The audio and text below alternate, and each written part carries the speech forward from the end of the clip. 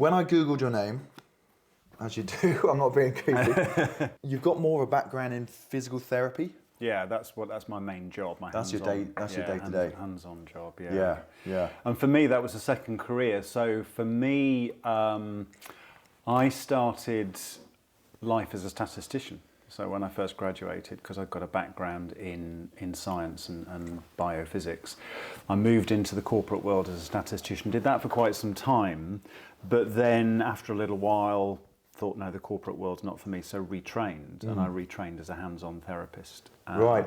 And that's sort of my main job. Did you say you had a degree in nutrition to start with as well? No. So my first degree was in biophysics. I've got a master's degree in statistics, and I've got a certification in nutrition, which is a very recent thing. I see. Yeah, right. which I've done with Cape all Town over the University. shop. Yeah. So the nutrition was something that I guess because it affects us all. We all eat, so therefore nutrition's an important thing for all of us. But as an academic thing for me, that's probably been the last 5 or 6 years that I've been interested in that.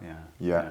Did you train after already doing your own research?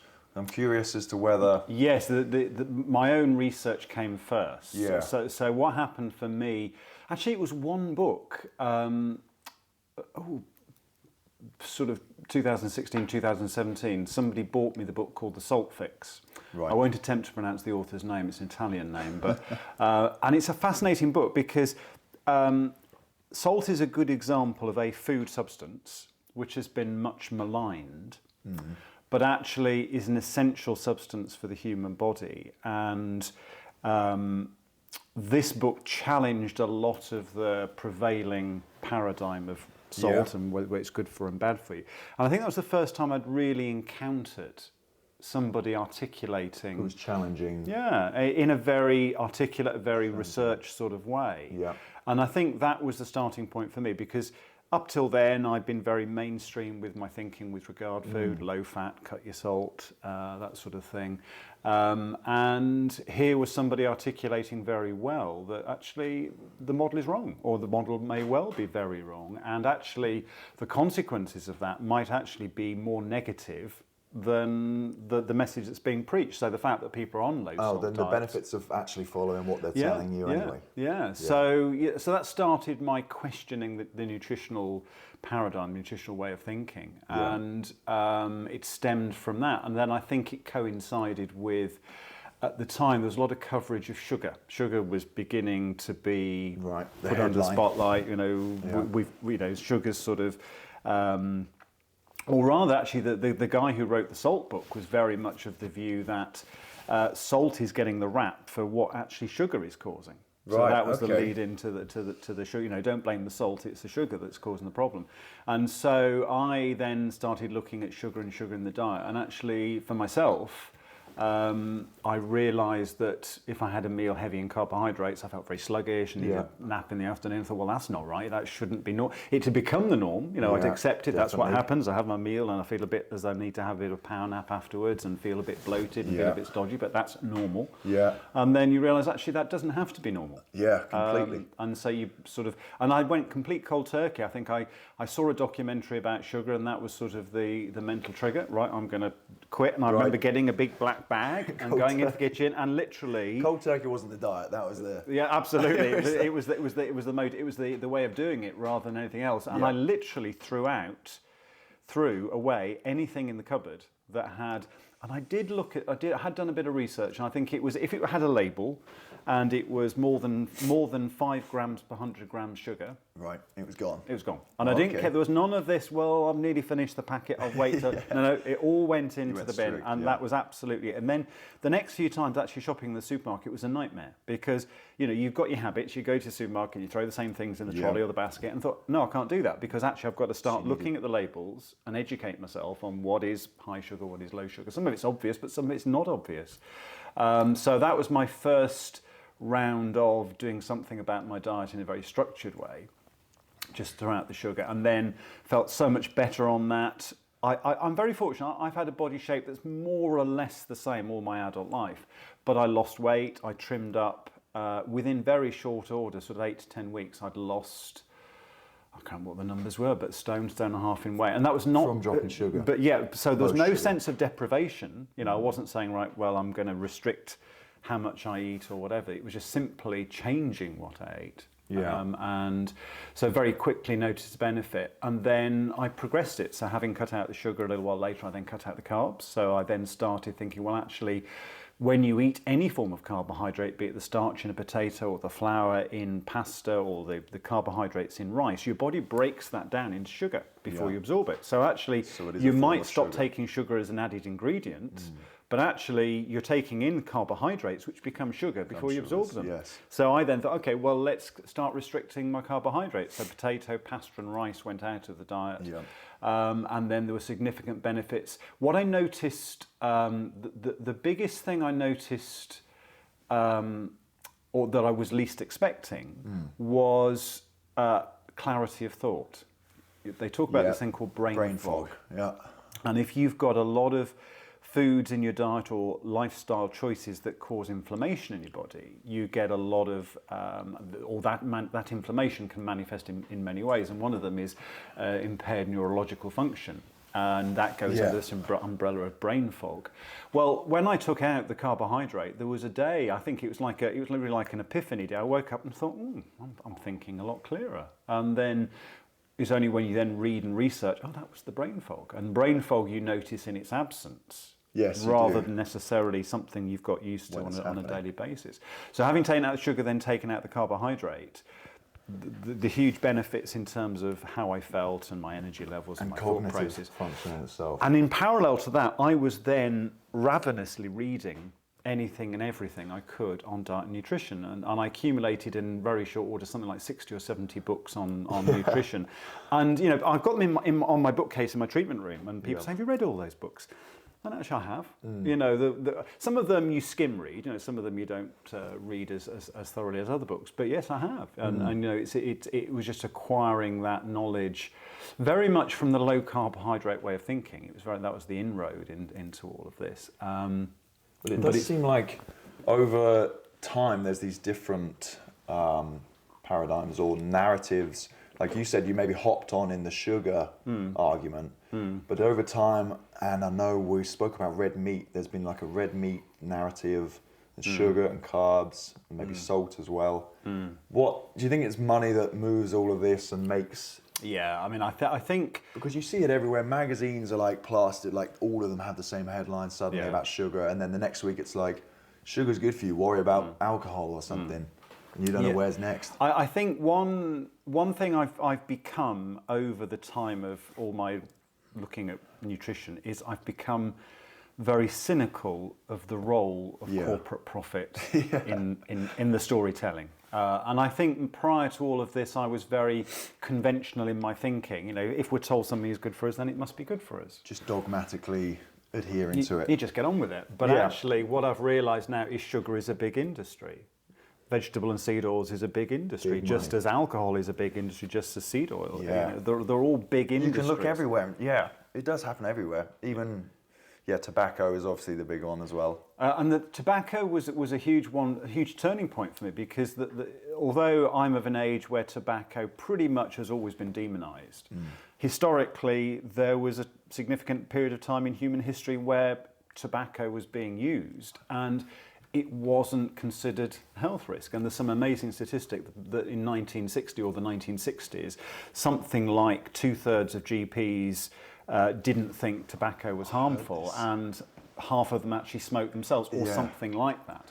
And then since then, of course, it's all hugely changed. What was a turning point for me was seeing someone who'd done a really thorough analysis of the tobacco industry playbook. How the tobacco industry during the 60s and 70s had, for want of a better, manipulated science to try and throw the light of blame away from tobacco, so allow their products to sort of be accepted as okay. Now, over time, during the 60s and 70s, the pressure, the evidence was so strong that it was undeniable that tobacco was harmful. And obviously we're at the situation we are now where we know that it is a strong carcinogen. But it's interesting looking back at the playbook the tobacco industry used, because it has now an historical perspective and relevance to today, because we have other big industries, so the industry that produces sugar, the industry that produces the seed oils, who I think willfully are following some of the same tools in the playbook. And one of the big ones, and it's one that you've already alluded to when we were talking earlier, and everybody mentions to me, one of the biggest elements of the playbook is creating doubt. So if you've got a study that shows X is harmful, as long as you can produce a study, so maybe it's not quite that simple. As soon as you create the doubt that X might not be harmful, and people are addicted to X, they love eating X, then they're going to use the doubt as their means. Well, okay, I'm going to carry on. It's a very weak link. Absolutely. Or what often it will be the case is that the doubt might be quite tenuous, but actually if you give a lot of publicity to the doubt, then you start putting that doubt in people's minds. You do see headlines that say that pick up on a tiny correlation and sort of celebrate it. Yeah. I think maybe the best example is probably something like red wine. Like red wine could be, some studies show it could be good for you. I mean, and that's a good, part of my background being statistics, it's quite an interesting subject area in itself, because as the statement goes, you can pretty much say anything with statistics, and you can. You can. So, for example, the thing about alcohol is that some of the big studies that are still traded as current have this idea that there's a sweet spot. In other words, some alcohol consumption is better than no alcohol consumption. Everybody agrees, obviously, high alcohol consumption is not good, but the battleground is the fact that some people will say, well, a moderate consumption is actually better for you than no consumption. But when you unpick the studies that show that, you realise the people who are not drinking alcohol in those studies, they're not drinking alcohol for a reason. They're very ill people who are on medication who can't drink alcohol. Right. So, of course, their health statistics, be it their mortality or their health outcomes, is going to be skewed, is going to show that they're unwell people. So people who drink a little bit of alcohol are going to be healthier people and wealthier people. Yeah. And so their health statistics are going to look better. So these studies are skewed by the fact that your population, the people you're looking at, the low alcohol consumers are generally not... Yeah, they're unhealthy people. Is this what we call an observational study? Is that the symptom of that? Yeah, so observational studies are studies where you look at a phenomenon and you look at it, how it affects a population or a slice of your population, and then you look at some other aspects, be it what they consume, what they do, what they don't do, and you link the two. Something in the middle.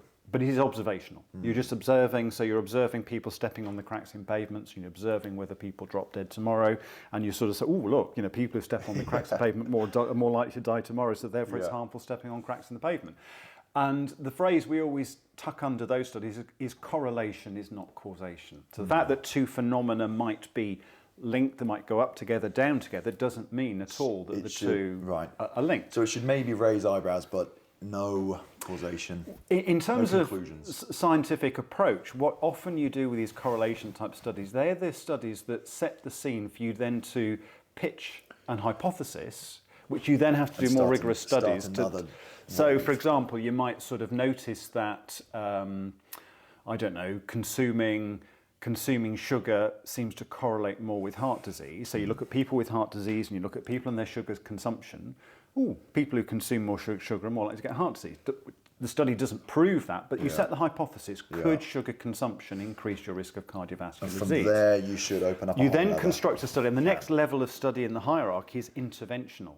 So you take some people, you sort of decide what markers are the useful markers of cardiovascular disease, and say, okay, well, I'm going to measure these markers on a group of people, split the group into two, half we're going to give them sugar, half we're not, and then we'll look at those markers at the end of the period of the study and see if there's a change. So that's an interventional study you've done. So you're doing a little bit more than just observing correlations, and you're matching the populations, the two groups, the ones that get the sugar and the ones that don't. You're trying to match them as closely as possible so that differences are, as best as you can structure it based on the sugar, rather than anything else. So it's about controlling your variables. If you're just looking at sugar consumption in the population and heart disease, there are so many other variables you're not looking at. You're not looking at their demographic, you're not looking at where they live, how they live, what, all the factors that could be making a difference. When you do an interventional study, you're trying to control as many of the other variables as you can. Let one go wild and watch it. And even those, because humans, it's very difficult to put humans in a laboratory. If you're doing this study on rats or other animals, you can, whether it's ethical or not, you can put them in a laboratory and you can make sure they eat the sugar. You can make sure they don't eat sugar. But if you've got real people and you let them go home, who knows? They're going to report that they're not eating The rat sugar. doesn't go home and have a glass of wine. And, absolutely. and mess up your results. And that's the huge difference, or a huge problem with regard to interventional studies on nutrition. The other big problem with nutritional interventional studies is the lag between cause and effect. Eating sugar today, when might it cause heart disease? If you eat a lump of sugar today, you're not going to drop dead with a heart disease tomorrow from eating that lump of sugar. But you might, cumulatively eating lots of sugar daily, over 10, 15 years, you might have increased your chance of heart disease. But that period of time between the cause and the effect is hugely problematical in terms of your study. Because during that time, they might have been eating some sugar, gone off eating sugar, eaten a bit more sugar, gone off eating sugar. They might be doing other things. They might have lived in a part of the world where there's more background radiation or things like that. So a big problem we have is that we know foods that are poisonous. And if you eat deadly nightshade, you're going to be very ill afterwards, and that's because it's very quick, it's obvious cause and effect, so we stop eating it. The problem with most foods is that they're not the foods that we still eat as foods, is that they're not that immediate. The consequences because also we have a clever gut that can deal with things that aren't that good for us and adapt. Is that the issue with, you probably see it all over the place, the long-term effects of any one diet or lifestyle choice? Because we're only around on this earth for a finite amount of time, we never have the time to see a long-term effect. I think there's several factors that contribute to that. So let's take, for example, veganism. That's one particular lifestyle choice that some people adopt. It's a very interesting thing, and it's part of the observation you should make is that people find it very difficult to stick to a vegan diet. So the actual impact of a vegan diet on your health is quite hard to measure, because actually 80% of vegans stop being vegan within the first year of taking that way of eating. So how do you measure 4 years, 5 years, 10 years down the line the impact that year had on their life? Now, one of the ways that we can sometimes do that is almost by proxy. So if we've got, say, some measurable thing like blood pressure, sodium in the blood, inflammatory markers, if you can do a blood test or some sort of metric on a person, and you can do that on a daily basis or a regular basis or whatever it might be, and you can correlate that measurable to a health outcome, what you can then do is interventionally change some aspects of their diet and see what impact that change in their diet has on the measurable. And by proxy, you say, oh, well, that's therefore likely or unlikely to make a difference to that health outcome. So that's one way you could do it. So, for example, you might look at, blood pressure is a good one. So you could, because that's something that's very measurable. It's very objective. You know, you can measure. So you can measure it every day. Or people can do it at home. There's devices to do it. Now, long term, having high blood pressure we know has health consequences. But what we can measure is, do certain foods raise people's blood pressure or lower people's blood pressure? So it gives you an insight into the health impact of that food without having to wait for the long-term health consequences in terms of heart disease or whatever that might be. I see. So blood pressure could be because you can measure it the next day or after you eat a meal within an hour, that could be an indicator of a larger problem. But things like heart disease, cancer maybe are like a 20 years down the line thing. And the multifactorial, people get cancer. It's not just lifestyle. Lifestyle's a big factor, but their genetic load might make a difference. Where they live, background radiation levels are variable depending on parts of the country.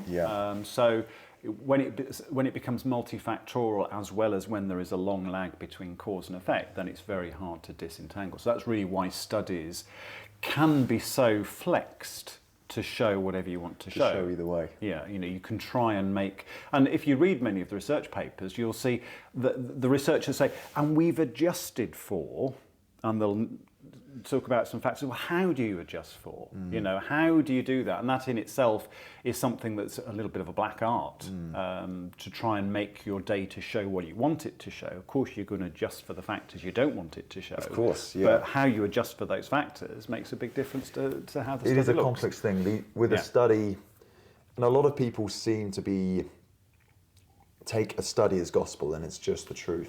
And there's value in that, because otherwise what do we base our life off? However, and credit to you from when I met you the other week, something you evidently do excellently is look very harshly at the studies or criticize them at a very fair and unbiased point of view. Because that's really the only way we can make progress. Yeah, and I'd sort of just, on one point there though, that we've all got confirmation biases, we've all got filters. Yeah. So although I'll sort of try and pretend I've got the headline that I'm trying to look at these things objectively, I do come from things already from a... that you already want to know. What I think I'm quite good at is actually, when the pressure of the contrary evidence becomes sufficient, I think, oh, maybe I've been, maybe. So one good example of that was that in the what is it now, 6 or 7 years that I've really been focusing on nutrition, there's been a shift for me. So for me, sugars and carbohydrates were the biggie. And on the periphery of my radar were the vegetable oils. Latterly, because now I've seen so much compelling evidence, actually it's the vegetable and seed oils that now sit to me the bigger health risk. Big one. And I'm almost positioning it now that actually if you have a diet that have only low consumption of these seed oils, your body's going to be far more tolerant to sugar and carbohydrates. So actually the sugar and carbohydrate thing might in itself be a consequence of the seed oils in the diet. So I think the thing about sort of being a reasonable researcher or better is that you've got to be open to be dissuaded from your current view of the world. Yes. And actually the scientific, one of the ways of working with science is that if you have a hypothesis, and you're going to test the hypothesis, what you should actually do, you construct a study that disproves your hypothesis. That's the robust way of doing it. So, well, I've got a hypothesis, and what I'm actually going to do, I'm going to create a study that shows it's wrong. So you want to prove yourself wrong. And if that study doesn't prove you're wrong, it doesn't prove you're right, but it's the way you build the knowledge. Some validity to it. A lot of studies, so, I mean, there was one I was looking at fairly recently, with regard to meat consumption, and the study was appalling because essentially the authors started from the assumption meat is bad for you. They juggled some data and they proved meat is bad for you. And it was so... This is the danger with any study, isn't it? Yeah. Like we said before, you could prove whatever you want to prove. Yeah. And if you've got a strong starting point and you're not prepared to relinquish that starting point, you're going to keep proving the original hypothesis. This goes for life, really, doesn't it? Yeah. Like it's humility of having... thinking you might be wrong about something. Yeah, certainly. And it's not just the food industry. It's all aspects. But I think the food industry is the interesting one because we all eat. Yes. You know, you can't duck out of eating. It's a 3 times a day problem. Yeah, it definitely is. Yeah, definitely is. So maybe leaning into the cancer topic. To give context, obviously, I attended your talk, Cancer by the Plateful. I was blown away in a number of ways, like I said earlier. Firstly, I think maybe I was just happy to hear somebody in real life talk about the things I've been hypothesizing or reading about before. It was refreshing to maybe that was just me being happy that I was kind of being proven right about things. So that's an example of that confirmation bias. You've gone to something, and here's if I wanted to prove myself right, I'd go out and look for it.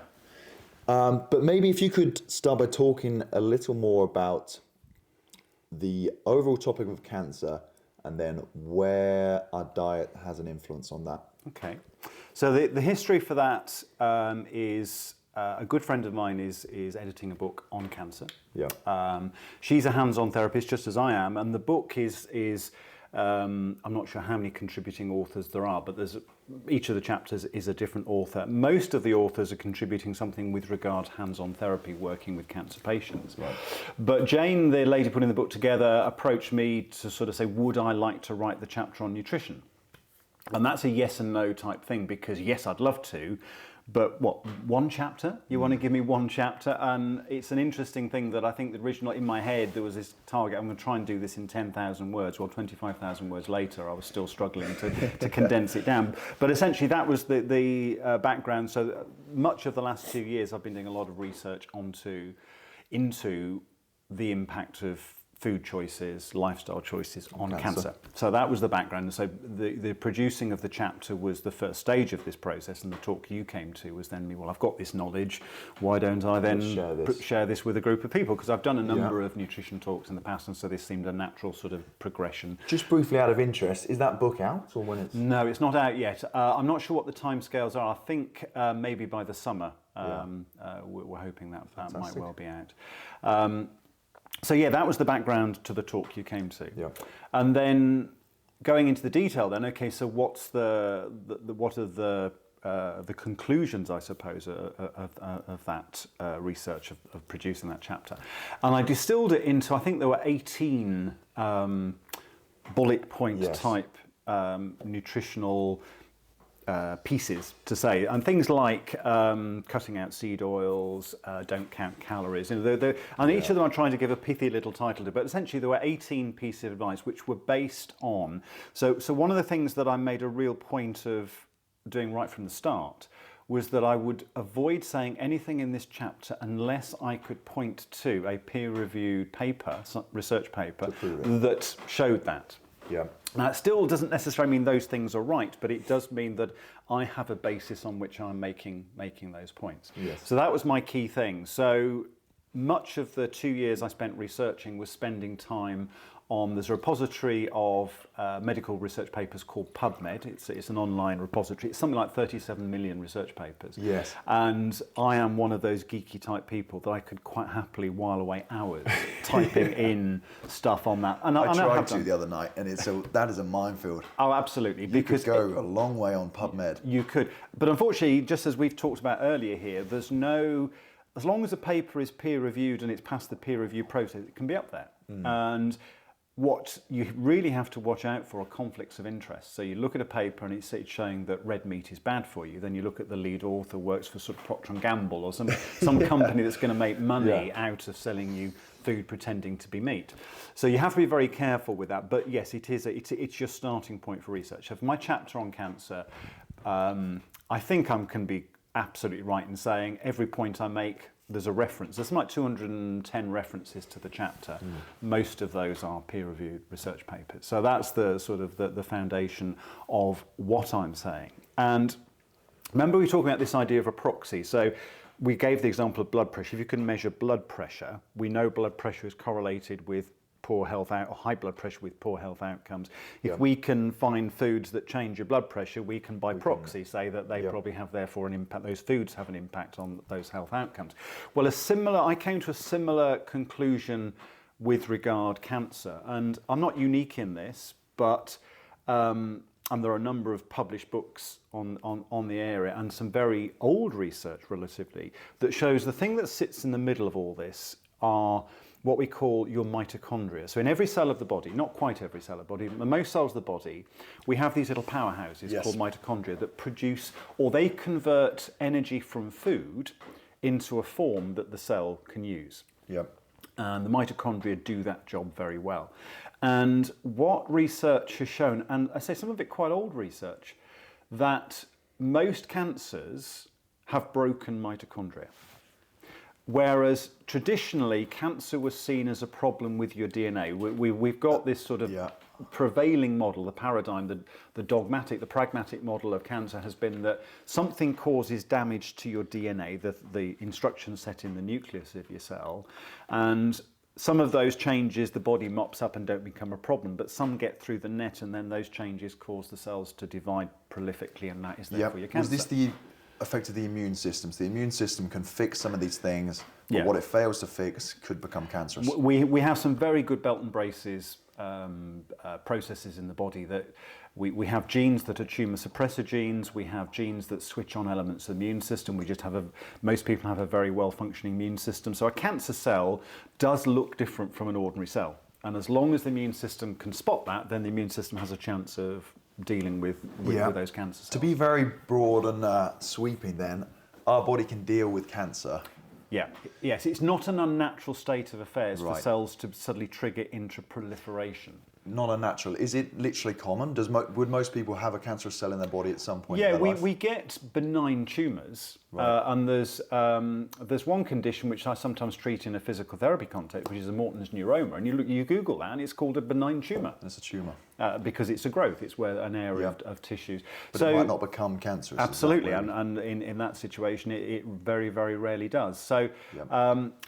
one of the things that is interesting with regard is cancer, sort of in some sense a natural state of affairs.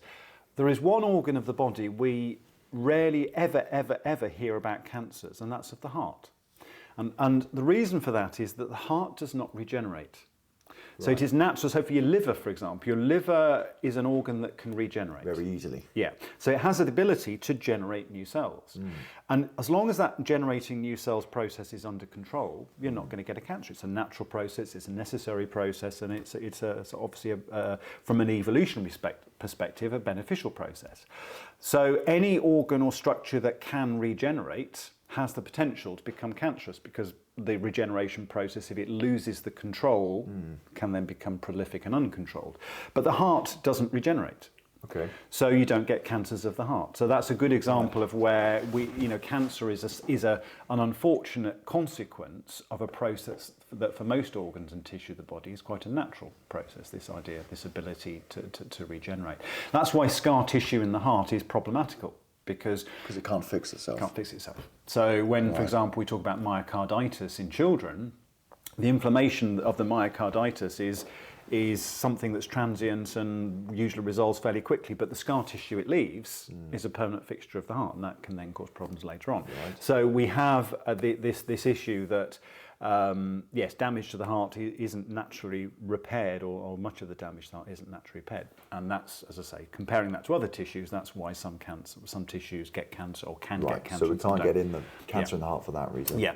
So yes, cancer, the ability of a cell to replicate is a relatively natural process. It's when it goes uncontrolled that then becomes cancer. So that's sort of the prevailing model of cancer formation, is that something has switched off the controls on the cell regeneration repair processes. And it's always been thought that it's triggered by damage to the DNA.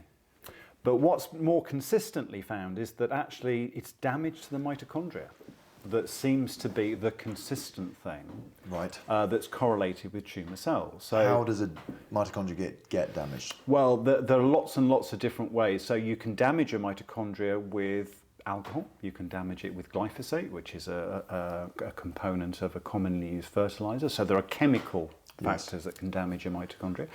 Still, the same things that damage DNA can damage mitochondria. So X-rays can damage mitochondria. Yep. Ultraviolet light can damage mitochondria. So the physical carcinogens, as we would call them, that we know damage DNA, can damage mitochondria. But we know that, for example, seed oils can damage the mitochondria. Because mitochondria have a lot of fat in their structure, a lot of membranes that are made of fat. And if you start giving your body fats that are not natural to our species... Yeah, they're not like an animal fat.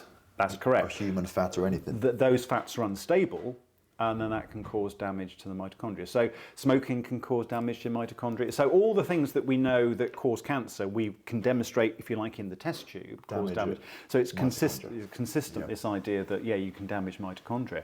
And the model of DNA damage being the essential precursor event for cancer tumours isn't supported by the fact that there are many tumours that don't seem to have DNA damage, but they do have mitochondrial damage. So the perspective I was coming from is actually, if we move the focus of what triggers the cancer to the mitochondria, what can we say about dietary choices that affect your mitochondria? This is the proxy. Yeah. And then once you say, okay, well, this damages the mitochondria. Now, damaged mitochondria don't always don't necessarily lead to cancer. Yep. But damaged mitochondria has pathological consequences. Damaged mitochondria causes type 2 diabetes. Damaged mitochondria seem to cause cardiovascular disease. Right. So a lot of the chronic cancer. Yeah, yeah. So a lot of the chronic diseases we have are also correlated with mitochondrial damage. So it's and there is a growing movement within medicine that a lot of medicine is actually should be focusing on mitochondrial medicine. Look after your mitochondria. Then not only do you reduce your risk of cancer, but you reduce your risk of all these other chronic diseases, which are all very much more prevalent in the 21st century than they were 100, 150 years ago. Certainly. So the thrust, if you like, of my chapter was, explain the historical concept, and it was some work performed nearly 100 years ago that first showed that. This is Warburg? Also Warburg. He did a lot of work to show that there were some very odd things going on in cells that were cancerous cells. Right. And he actually, it looks like the mitochondria are broken. And seemingly now it looks like he was right. But the ball was dropped on this because he was part of Nazi Germany. He was Hitler's mother had died of breast cancer, so Hitler had this quite strong obsession with cancer. In his sort of bidding for a perfect Aryan race, he saw cancer as being one of the problems. Unless you could find a solution for cancer, it could thwart his plans. So he gathered around him some leading scientists to try and crack the problem of cancer, and Otto Warburg was one of them. When the war ended, though, those scientists were tarred with the Nazi brush. So actually their ideas were tarred. And that's another thing with regard to science. You should think science is an objective process. Yeah. But it's not. No. These scientists were seen as Nazi collaborators, so therefore what they're saying must be wrong. So it all got dropped.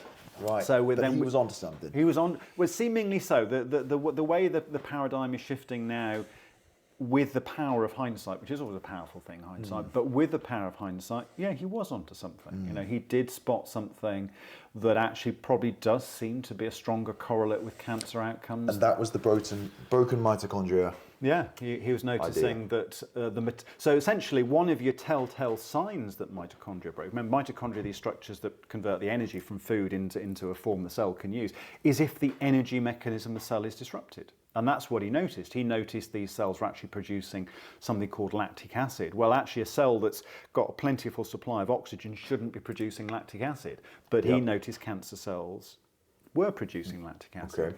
And it's the mitochondria that use the oxygen. So he made this, well, if no matter how much oxygen you pump at these cells, they're still producing lactic acid. The mitochondria aren't picking up the oxygen. So if the mitochondria aren't picking up the oxygen, there's something wrong with the mitochondria.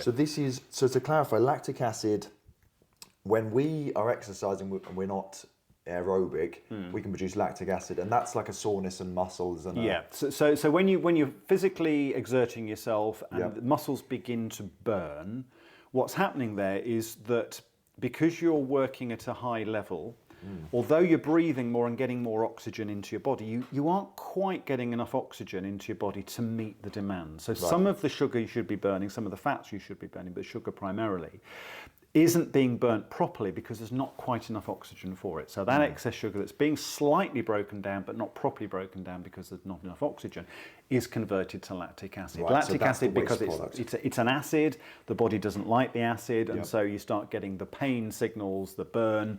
Very quickly, when you stop exercising, the body deals with it. The body sorts it out. It's not a permanent feature, but lactic acid is a natural process when the supply of oxygen isn't meeting the demand. Insufficient. Okay. And it's mitochondria that do this. When we're exercising or whatever we're doing, mitochondria are responsible. Mitochondria are the ones for taking taking the sugar before it becomes lactic acid and breaking it down properly to get all the energy. Trying to do a full breakdown. Yeah. Okay. If you've got a disrupted energy mechanism, that's a good indicator that something may well be wrong with your mitochondria, and that's where Otto Warburg started. Right. But we've got other means, we've got other measures with advent of new techniques. We can see more what's going on inside a mitochondria. I mean, he didn't have the benefits of electron microscopy and crystallography techniques and so on, so he didn't have the same visualization techniques at the subcellular level that we have now to see these things. Yes, 100 years ago. he was deducing all of this from macroscopic observations. The cell, give it lots of oxygen, it's still producing lactic acid, something's wrong. Now we can see this, we can actually follow the biochemistry more closely. So the underpinning, the proxy is mitochondria. And so my chapter, and therefore my 18 bullet points, are all things to say, okay, well, if you do or avoid some of the 18, or avoid things, some of the 18 are do things, but if you do or avoid those things, you're helping the health of your mitochondria. And if you improve the health of your mitochondria, you're less likely for cellular regeneration events to turn cancerous.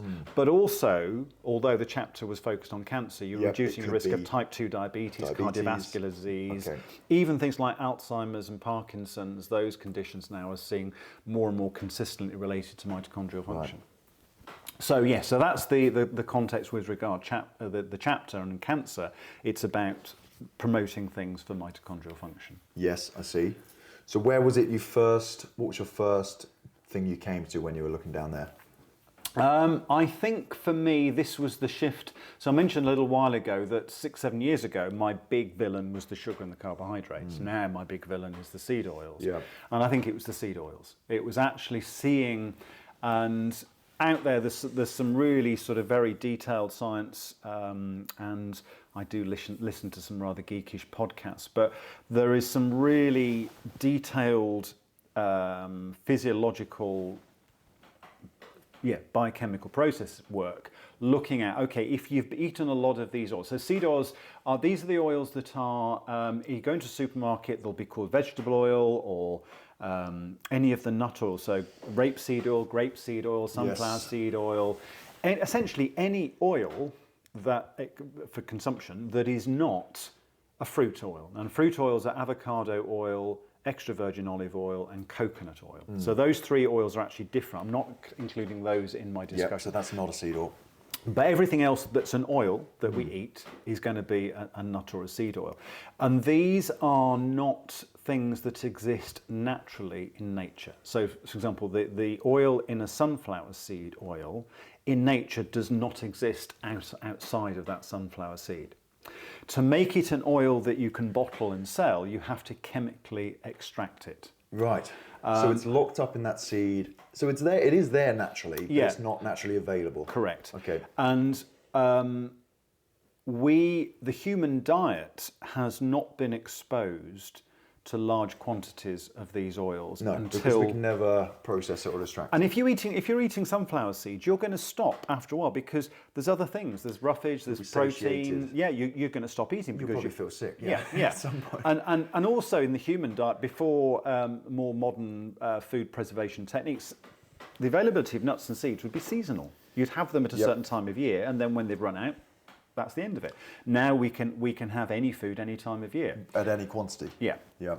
And the key thing about the oils that come from rape seeds, grape seeds, walnut oil, sesame seed oil, whatever it might be, they're all processed, they're all chemically processed. And as soon as they're extracted from the seed or the nut of their origin, they're unstable. There are a class of fats we call unsaturated fats, and being unsaturated makes it unstable. And so the processing has to do things to try and make it more stable. They tend to have to be decolorized, deodorized, filtered. It's a very intense chemical process. Yes. And what you produce is therefore a chemical substance rather than a food substance. Thing is, they're quite cheap to produce. These are big scale. There is big scale production of all these seed oils. So if you're producing a processed food, so let's say we're talking about a frozen lasagna from the supermarket, and you need to put fat into that, you could choose there's sort of, let's call them the three sorts of fats. You've got the seed and nut oils I've just described. You've got those three oils that I excluded, the avocado, olive oil and coconut oil, and then you've got animal fat. Those last two categories are relatively expensive to produce in quantity. So therefore manufacturers of processed foods will go to the seed oils because they're cheap to produce. And so if you go into a supermarket, you pick up a frozen lasagna and you look at the ingredient list, whenever there's any fat mentioned, it's going to be one of these seed oils. Yes. So they are hugely prevalent in the human diet now. Yes. If you eat a processed food, a food that has an ingredients list on the back of it, and one or more of those ingredients are fats, they're generally going to be seed oil. So you buy a jar of mayonnaise, it's going to be rapeseed oil. You buy it's like 3/4. Yeah, huge proportion. You buy a dip from a supermarket, it's going to be the seed oil. So this is very concerning. Yeah, and the reason they're concerning, the chemistry of them, is there are multiple problems actually with these unsaturated fats. mostly stemming from the fact that they are unsaturated. And unsaturated is a very specific chemical term for these fats. And essentially, the fats don't like being unsaturated. In nature, they want to become saturated. So they're always trying to get back to become saturated. And that process causes oxidative damage inside the cell. Okay. Just the process that allows, or these unstable unsaturated fats will encourage oxidation in the body. And oxidation is one of the things that causes inflammation.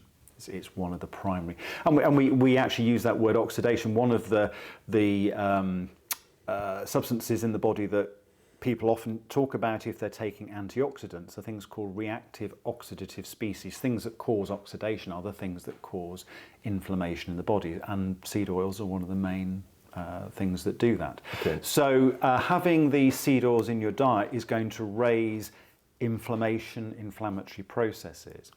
And at the level of the mitochondria, and that's where much of this happens, it's actually in the mitochondria. And there's two uses that mitochondria make to oils and fats in the diet. Mitochondria are made of fats and oils, but they can also burn fats and oils for energy. We're like a hybrid car. We can burn sugar for energy and we can burn fat for energy. And both of the uses of fat as a fuel source and as a structural material, seed oils are not good for mitochondria. If the seed oils get built into the structure of the mitochondria, then the mitochondria can't function properly. Within the complex machinery of the mitochondria, things start going wrong because the unsaturated fats are a different shape to saturated fats, and because they're unstable, the membranes that are made of these fats become themselves unstable, and a lot of the mechanisms of the mitochondria rely on the membranes being in the right shape and doing the right thing. So the mitochondria, just to clarify, are designed to deal with saturated fats. Yeah. They're not designed to deal with unsaturated fats. And this is where we get these problems. That's right, yeah. The human diet, the animal diet, would traditionally have been of saturated fats from animal material, animal food, as well as if you lived in tropical regions, you'd have the olives, you'd have the coconuts, you'd have the avocados. But of course, if you think about historically, and I mean really sort of ancestrally, historically, here in northwestern Europe, we wouldn't have had access to olives, coconuts or avocados. No. So the fat in our diet would have been the occasional seed in the autumn, but primarily it would have been fat from meat. Fats. So saturated fats. And if you make a mitochondrion of saturated fats, it's good. It's stable, it does its job. So the mitochondria are made of fat. Yeah. That fat is saturated fat. In the ideal world, so if you've purely got saturated unless fat, you've messed it up by eating dietary unsaturated absolutely, fats. yeah. Right. Yeah. So what are the fat, just muscular fat or tissue? That's saturated fat? No, your body will store fat according to the fat profile you eat. Right. So if you've had a diet where you've eaten a lot of these unsaturated nut and seed oils, the fat under your skin, your adipose fat, will have a lot of that in. So it could be either way. It could be either type. Yeah, absolutely. The fat's just and on it's our actually body. very likely to be. If you're eating unsaturated fat, the body will try and use it, but actually it's probably more likely to be the fat that's going to be dumped. So in terms of the fat tissue that's around your organs or under your skin. And there's a very sobering statistic that I saw a little while ago, that people who've had a diet which is quite high in these nut and seed oils, it can take up to 7 years. So if you really cut out the seed oils in your diet, it can take 7 years for it to come out of your system. Because that's stored literally in puppy fat or fat around organs. Brain. The brain's mostly fat. It is, yeah. Now, there's slightly different composition. The fat in the brain is functional fat. So fat under the skin is storage. Yeah. Energy storage. So the cholesterol and the other fats in the brain are serving a function. Right. They're structure of nerve cells. They're there for a reason. They do a job. Okay. So they're still in the same way that fats in mitochondria are doing a job. If you're eating unsaturated fats, some of those will be in the brain, but you haven't got the fat reserves in the same way in the brain as you do elsewhere in the body. Yeah. So if we're putting unsaturated fat in our body and that's becoming our fat, becoming unsaturated, why is that an issue? Well, the issue is the structural. If it's in the structure of the mitochondria, it's going to disrupt the ability of the mitochondria to do the job that it's meant to do. This is where we break our mitochondria. But we can also break the mitochondria if that fat, that unsaturated fat, becomes the fuel. So we've got the mitochondria made of whichever fats we've been eating, but if we put saturated fat into that, the machinery works beautifully. Yeah. And actually, we're very efficient. Fuel, it's a very good in your fuel. car. Yeah. And actually, if you're on a low carbohydrate diet, the reason your brain fog goes and you get all these health benefits is because actually, if you're fueling your mitochondria with fat, it's a very efficient process. Right. So no waste products. Very fewer waste products, and you're less likely to get oxidative damage from it. So it's a very good and actually historically, and again I'm thinking ancestrally long periods historically, as a hunter-gatherer, we wouldn't have had food all the time. No. If we're principally a hunter, you'd have a kill, you'd have a gluttony of meat at the time of the kill, but then there'd be a period of time where you've not actually managed to catch another animal. So you'd have feast and famine, feast and famine. And in those periods of not eating, you'd be using your fat reserves. Yeah. And it's very natural, therefore, that we're very efficient at burning fat, because actually that's the way you eke out your existence, by actually... So we top up, and then for a while we might have been using our reserves. Yeah, our fat reserves. And so that's why really, probably, fat metabolism is our more natural default metabolism. It's only when we... That should be the way we're getting energy. Absolutely. And traditionally, it's only really with the farming revolution that we've actually increased the carbohydrates in our diet. So therefore, we're more likely to burn sugars for energy. Yes. Whereas actually, historically, probably fat was the bigger component of energy. Yes. For us. But if we now start putting unsaturated fats into this energy machinery, they cannot be burnt quite as efficiently. What makes a fat unsaturated is it has things called double bonds in it, and those double bonds actually break the machinery. And it's when the machinery within the mitochondria gets broken, the mitochondria then sends a distress signal to say, I'm broken. Right. And it's that distress signal that then can cause these other things that lead maybe to cancerous events, type 2 diabetes, and so on. So to recap, the problem with unsaturated fats are twofold. Your mitochondria might be made of them, but you might be using them for fuel. As a fuel source. And the 7-year thing, the thing about getting rid of it, partly it's getting it out of your structures, but if it's in your fat reserves, you've got to have cycled your fat reserves before it's out of your system. Yeah. So sometimes when people start taking the unsaturated fats out of their diet, they actually begin to feel a little bit more unwell to start with, because the body is beginning, okay, we're going to start shifting this unsaturated fat.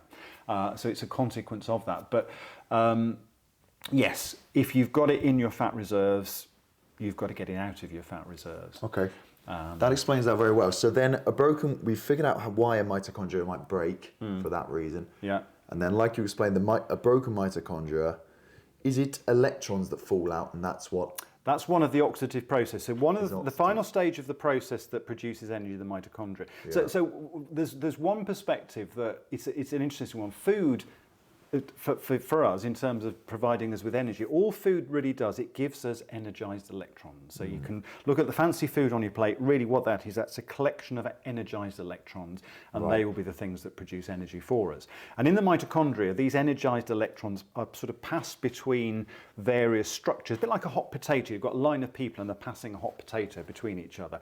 And it's the end of that process that you've then converted the energy into a form that the cell can use. It at the end. Okay. What happens in a broken mitochondria, what happens in all mitochondria to an extent, but happens way more significantly in broken mitochondria, is these hot potatoes get dropped, because the people passing these hot potatoes get further apart, or they themselves have become damaged, so they're less able to catch the electrons. So the electrons fall out of that process. And these charged high energy electrons run amok. They're meant to be passed along this nice line of proteins within the membrane of the mitochondrion, but they get dropped. There's oxygen around. And they're just free in the cell space. They're full of energy. They're like whirling dervishes. You've got the oxygen around. The two become together, and it's quite an explosive mix. And it's actually that combination of oxygen, because that's what the mitochondria need to finish the process of making the energy. And these high energy electrons come together, and you get these reactive oxidative species that then start causing damage. I mean, they can damage your DNA. They can damage other cellular structures and so on. Yeah. So yes, it's the electrons within the mitochondria being dropped that then can cause a problem. Yeah. I see. Yeah, that does make sense. I think it's useful for people to know sort of the background and why these things actually are a problem, not just because you hear so much noise about what foods are bad and good. Yeah. So saturated fats are a good source of energy for us. It's the one we've evolved with. Yeah. Animal fats. So all animal fats are saturated fats. Okay, so we've got to unpack that a little bit. Most saturated fats come from animal sources. Right.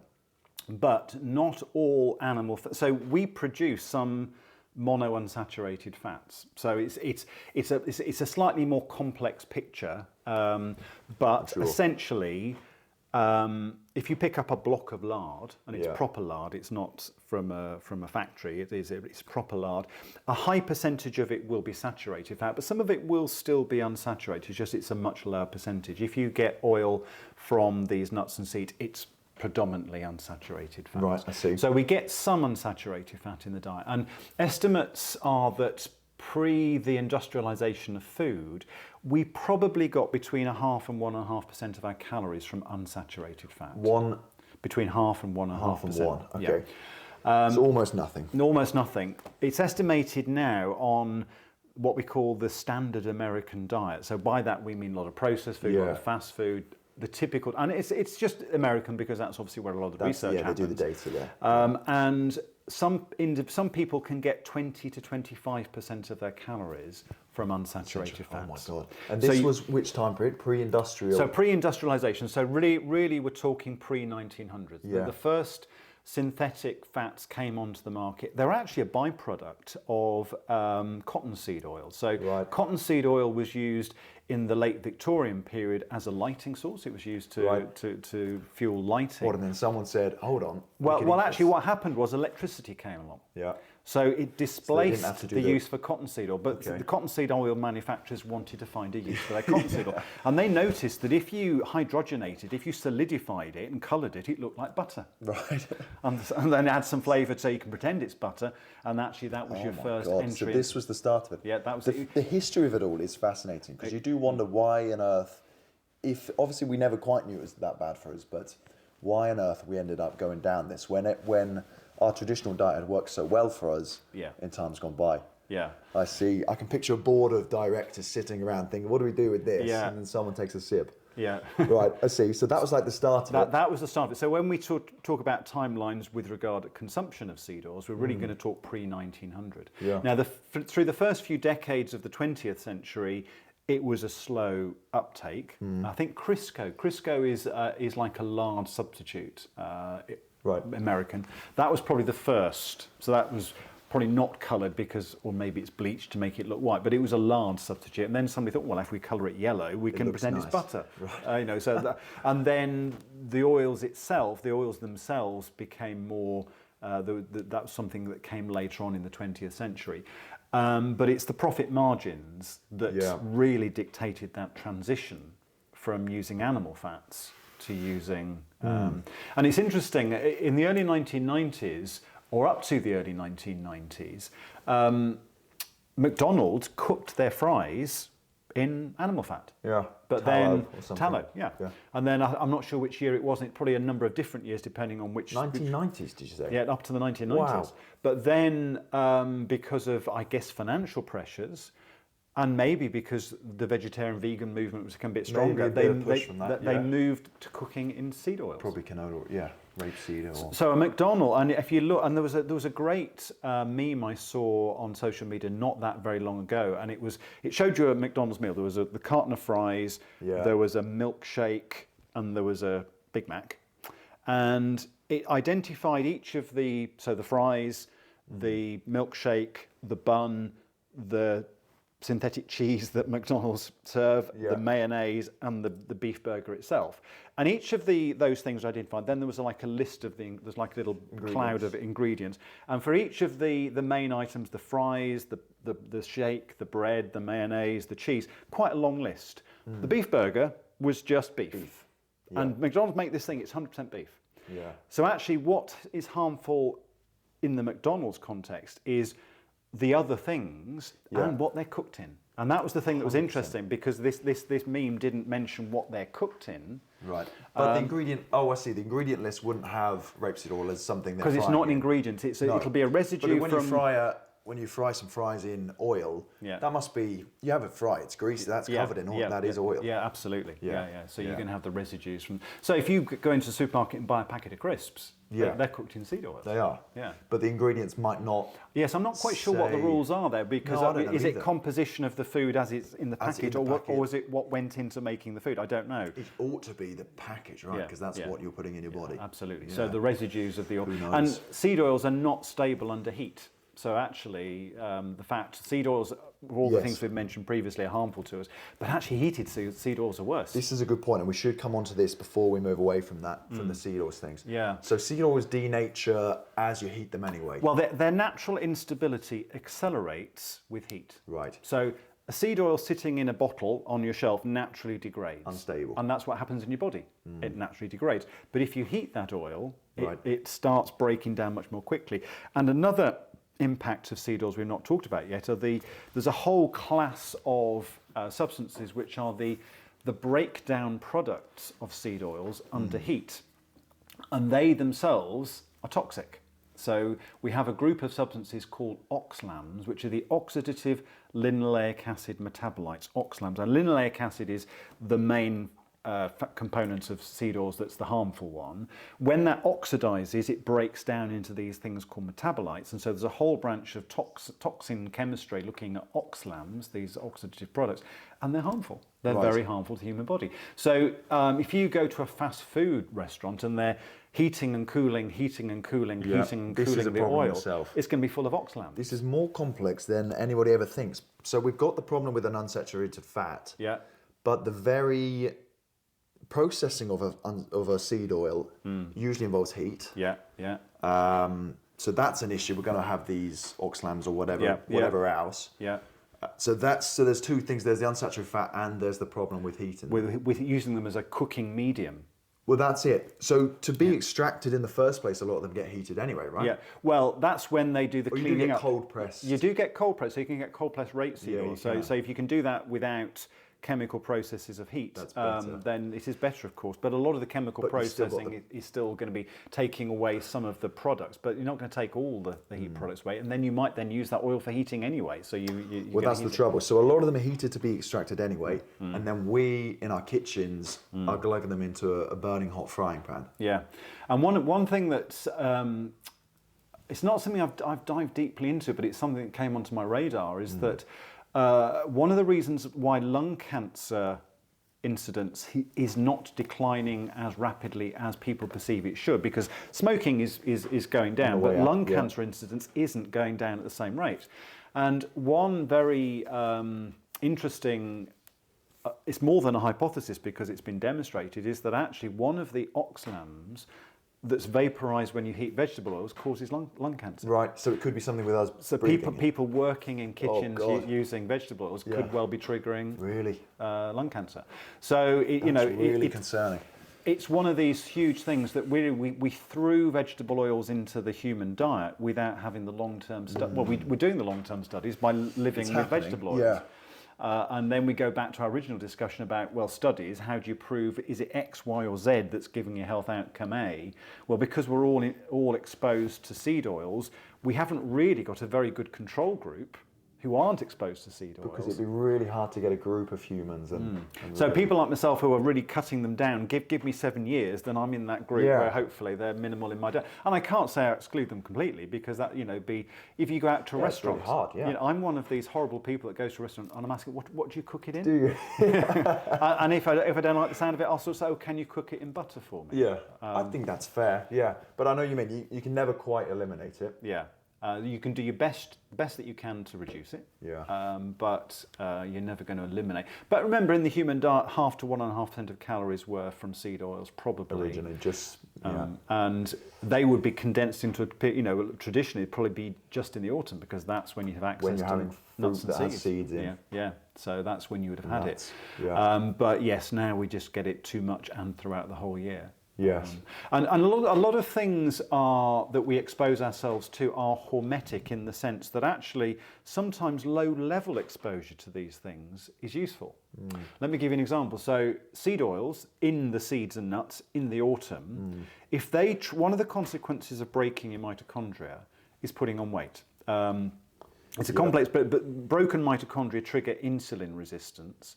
And one of the consequences of insulin resistance is that because the body isn't listening to the insulin message properly, a lot more fat storage goes on, and so you become slightly overweight. Heavier. Now, here's a wonderful evolutionary coexistence. If you expose yourself to nut and seed oils in the autumn, and they trigger insulin resistance, and they make you a little bit fatter, you're more likely to survive the winter because you've got an extra layer of fat.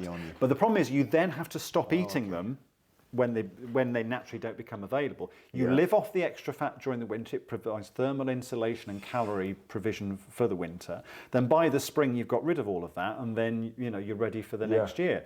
So actually there's a good hormetic response. A little bit of seed oil seasonally is appropriate. Would be beneficial.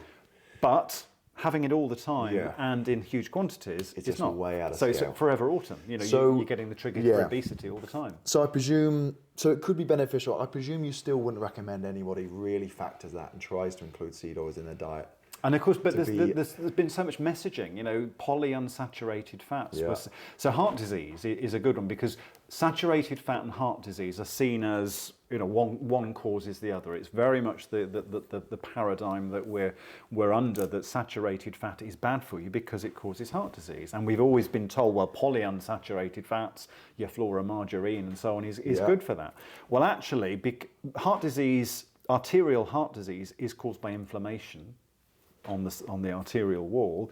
Your inflammation is caused by the polyunsaturated fat. So actually the reason heart disease probably is still on the increase is because people are eating too much unsaturated fat. Whereas actually if you ate saturated fat and a species appropriate form of eating, then cardiovascular disease is a relatively modern disease at the levels in the population we have it. There's always been a heart disease, but the explosion of heart disease in the population is very much a 20th and 21st century phenomenon.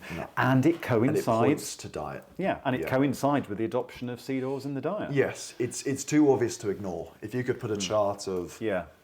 But it's multifactorial because, of course, sugar consumption and seed oil consumption... Yeah, so you can't look at one thing. Yeah. And you have to look at one thing to get a conclusion. But it's very hard to disentangle the other things from your analysis. So where do we go wrong? You just mentioned, and it's actually a good point, saturated fats and the link to heart disease. And I think it comes back to, like before I was saying, we've gone through these narratives over the past of like saturated fat was a big headline for a little while about heart disease. Where do we go wrong there? Why do people think that's a thing? Well, it's the messaging. If you go to the NHS website, it will still say saturated. You should cut down your saturated fat in the diet. Now, why did that ever come about? Because it's a very, again, it's history. So during one of the analyses I've seen, which is a wonderful story in itself, is actually it comes about from 1955 with Eisenhower having his first heart attack. Right. So President Eisenhower had his first heart attack. I think he went on to have 6 more, and in the end he did die of a heart. It must have been obviously his last one that he died of. But he had his first heart attack in 1955, and for the first time, a president of the United States was out of office because of health. And this was a big crisis. This was, oh my God, heart disease is a big thing. Heart disease probably was something that was in people's awareness, but all of a sudden the President of the United States, and that focuses people's minds. So there was this urgency to solve heart disease. And a lot of the analysis that I've seen does pinpoint one particular individual, a researcher called Ansel Keys. He was looking at the incidence of heart disease in populations. He was doing these population comparison studies. He was looking at different populations of the world, how much saturated fat they eat versus the prevalence of heart disease. And through his graphs and his analysis, he showed that countries that ate a lot of saturated fat had more heart disease. Countries that ate less saturated fat had less heart disease. We now know he cherry-picked his data. Is one of these scientists, I've got an idea, I'm going to choose my data that proves my idea. Whereas actually what he should have done, the scientific method is, okay, you've got a hypothesis, set up your data to disprove your hypothesis and see how you get on. Maybe think about it. Yeah. And so now, whether he's being maligned historically or whether this is true or not, I don't know. But a lot of the analysis, he cherry-picked his data.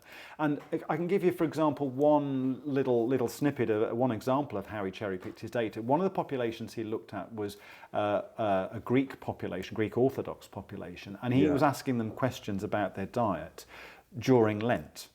Now, an orthodox observer of Lent will cut saturated fat out of their diet. Okay. So their consumption of saturated fat, because of when you ask the question, is going to be lower than it would be but for it's not in their diet normally. Yeah, so that's one example within the data. That's one thing, okay, yeah. So that was sort of the starting point. And then I'm going to go back to another point you made earlier, corporate interests, because saturated fat is not an industry. You know, it's a byproduct of the farming and the meat industry. Yeah, livestock. But unsaturated fats are a big chemical. In Procter & Gamble, people like that, they make huge money out of this. So I think, just like the tobacco industry had its playbook, I think the nut and seed oil industry has had its playbook to find science favourable to their products, to throw doubt on studies that seem to go against their products. And I think that really is why the paradigm of saturated fat has become embedded. So you've got a little bit of scientific research that is in itself quite questionable, for want of a better word. Yeah. And then you've got maybe a corporate interest, maybe some money, maybe some very skewed statistics. Yeah. And it makes a good narrative. You know, it does sort of. I mean, I've certainly grown up in the low-fat paradigm. You know, low-fat has been the thing ever since I've been an adult. You still see it. Yeah. 100%. And remember, our mitochondria, they love fat.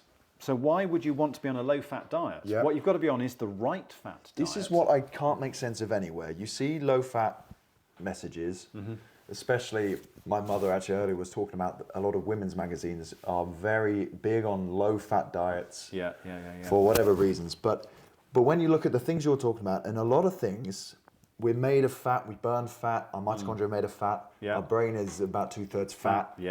You just, without having any depth of scientific knowledge, you think, why are we going low fat? Fat is what we need.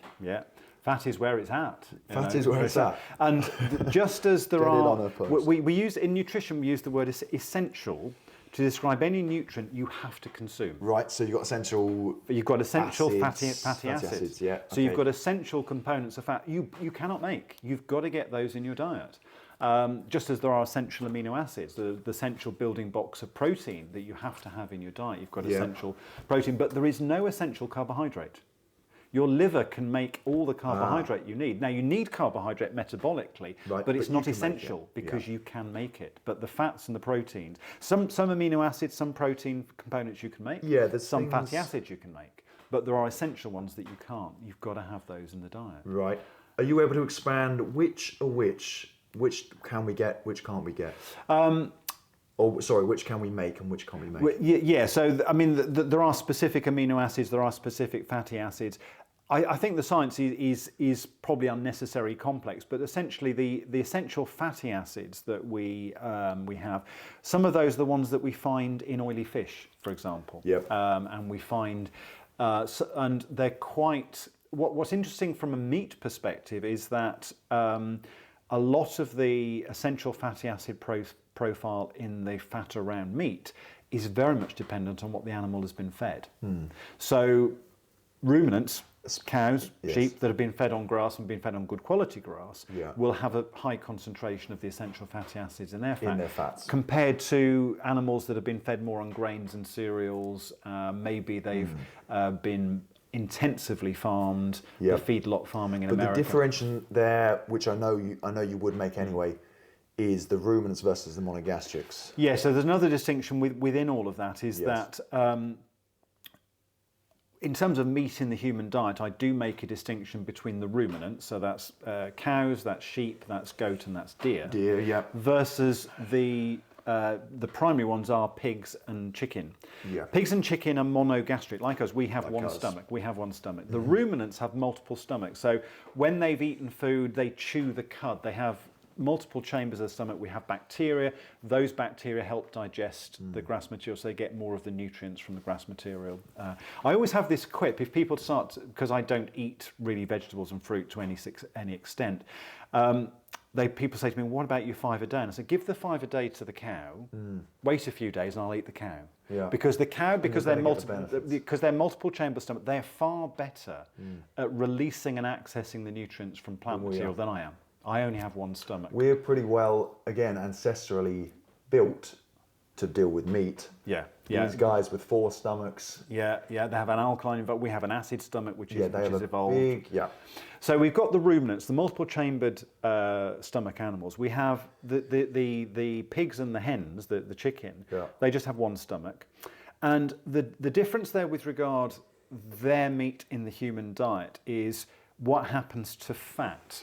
Yeah. So if you feed a cow or a sheep with these unsaturated fatty acids, the unsaturated fats, the synthetic oils, the seed oils, the bacteria in their multiple chambered stomachs can break those down into something that is not harmful to the human diet. So that the fat from a ruminant is going to be of a good profile in terms of the fatty acids in it. The chicken and the pigs can't break those unsaturated fats down, so that just becomes incorporated in the fat. So that almost bypasses the thing and it goes straight into the fat. The fat. So if you then eat the bacon fat or the fat on the chicken, you're going to get the unsaturated. And because we're a monogastric, we're doing the same thing and we're laying it down straight away. Yeah. We're doing the same that the pig and the chicken are doing. Absolutely. So we have this, if we source fat from monogastric animals and those monogastric animals have been fed unsaturated fatty acids, we get unsaturated fatty acids in our diet. So we need to be careful about eating where we get our monogastric meat from, any white meat. And so that's an important distinction between the two. And it is. It's something that I do like bacon. And in the ideal world, I'd like to know my pig has sort of been eating worms and sort of eating the ancestrally appropriate diet. Yes. Inevitably, most pigs are going to be fed grains and cereals and human-produced foods. In the same way that vegetable oils are good profit margins for food producers for human food, it's the same argument for animal food. And it's interesting that the chronic diseases are prevalent mostly in animals that humans feed. You know, we don't get heart disease in animals, without a shadow or obesity in animals that don't. Wild. But if we feed an animal, dogs, cats, sheep, horses, they can get obesity because they have the same foods and not the same foods, but the same food constituents go into their feed as in human food. So that's I think quite an interesting correlation that the chronic diseases are a problem of human-fed animals, not all animals. So yes, you have to be quite careful, and I will eat bacon from time to time. I'd like to eat bacon from a pig I've seen outside eating potato peelings or whatever it might be. The reality of that is you don't know the background. You don't know where you're getting food. So I tend to eat very little chicken and pork. And that's just to be safe because you don't know the background. Yeah, as long as I've got access to ruminant meat, I will eat ruminant meat. Yeah, you're fine. Yeah. That's an important thing. That's a very important thing for everyone to know, I think. Yeah, and it's what really concerns me is you see.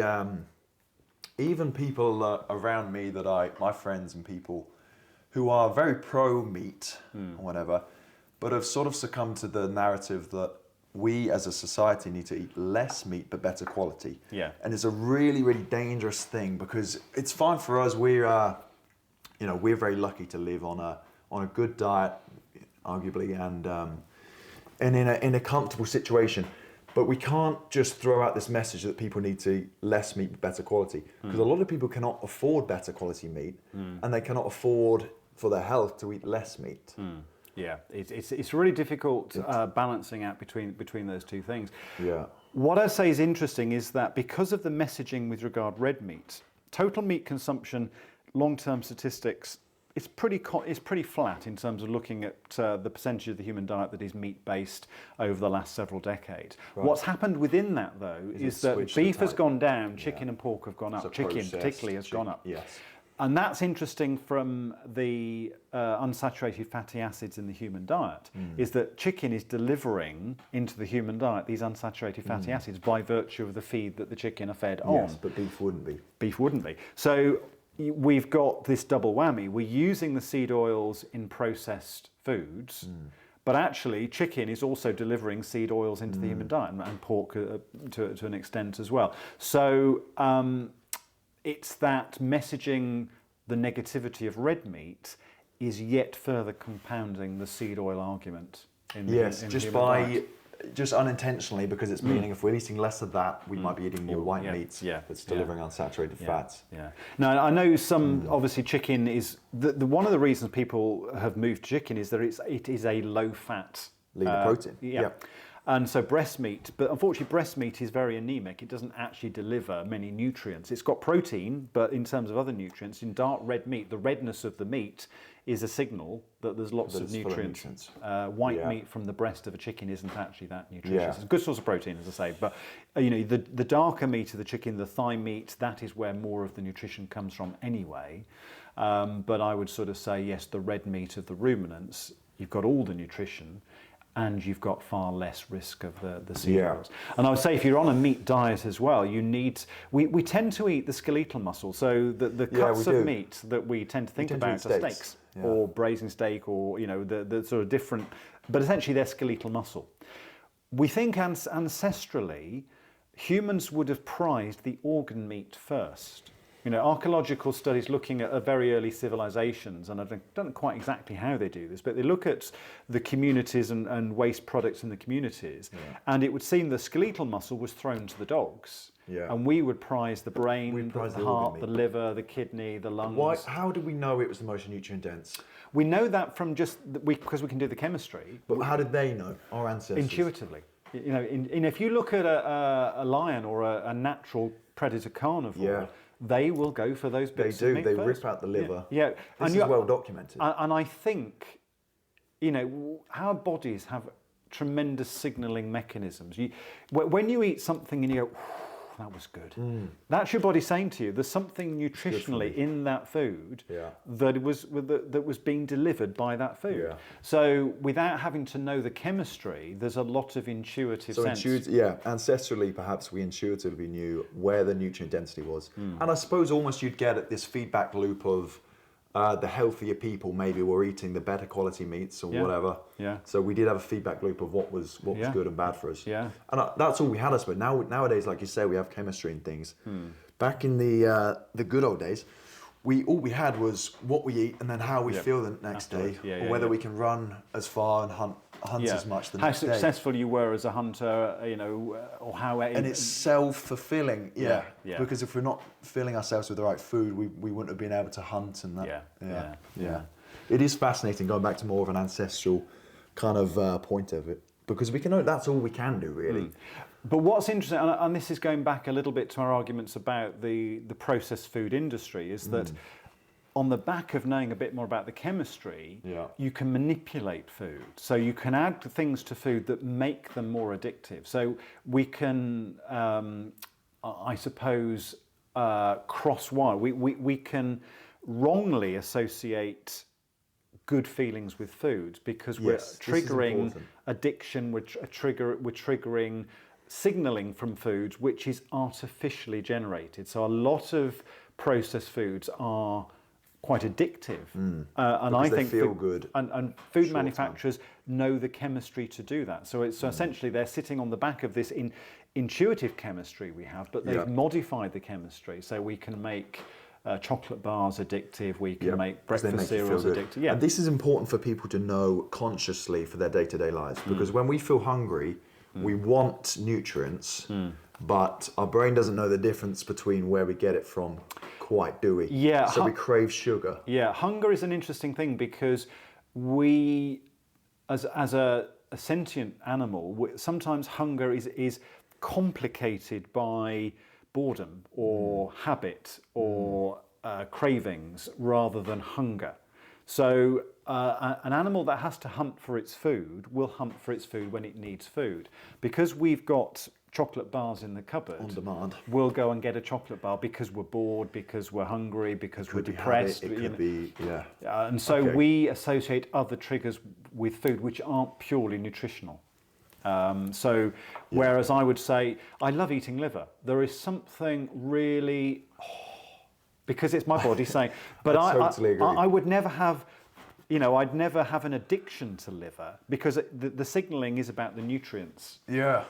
But is that just mental because you and I both know the nutrient density of it? Yeah. There's going to be some programming because we've read about it or researched it. Yeah, there's going to be some programming. But there's an inherent kind of feeling of being satiated by a nutrient dense food. So I think you're right. We can override some of that circuitry, and it's that same overriding which the food producers are exploiting with regard to making their foods addictive and extra tasty and so on.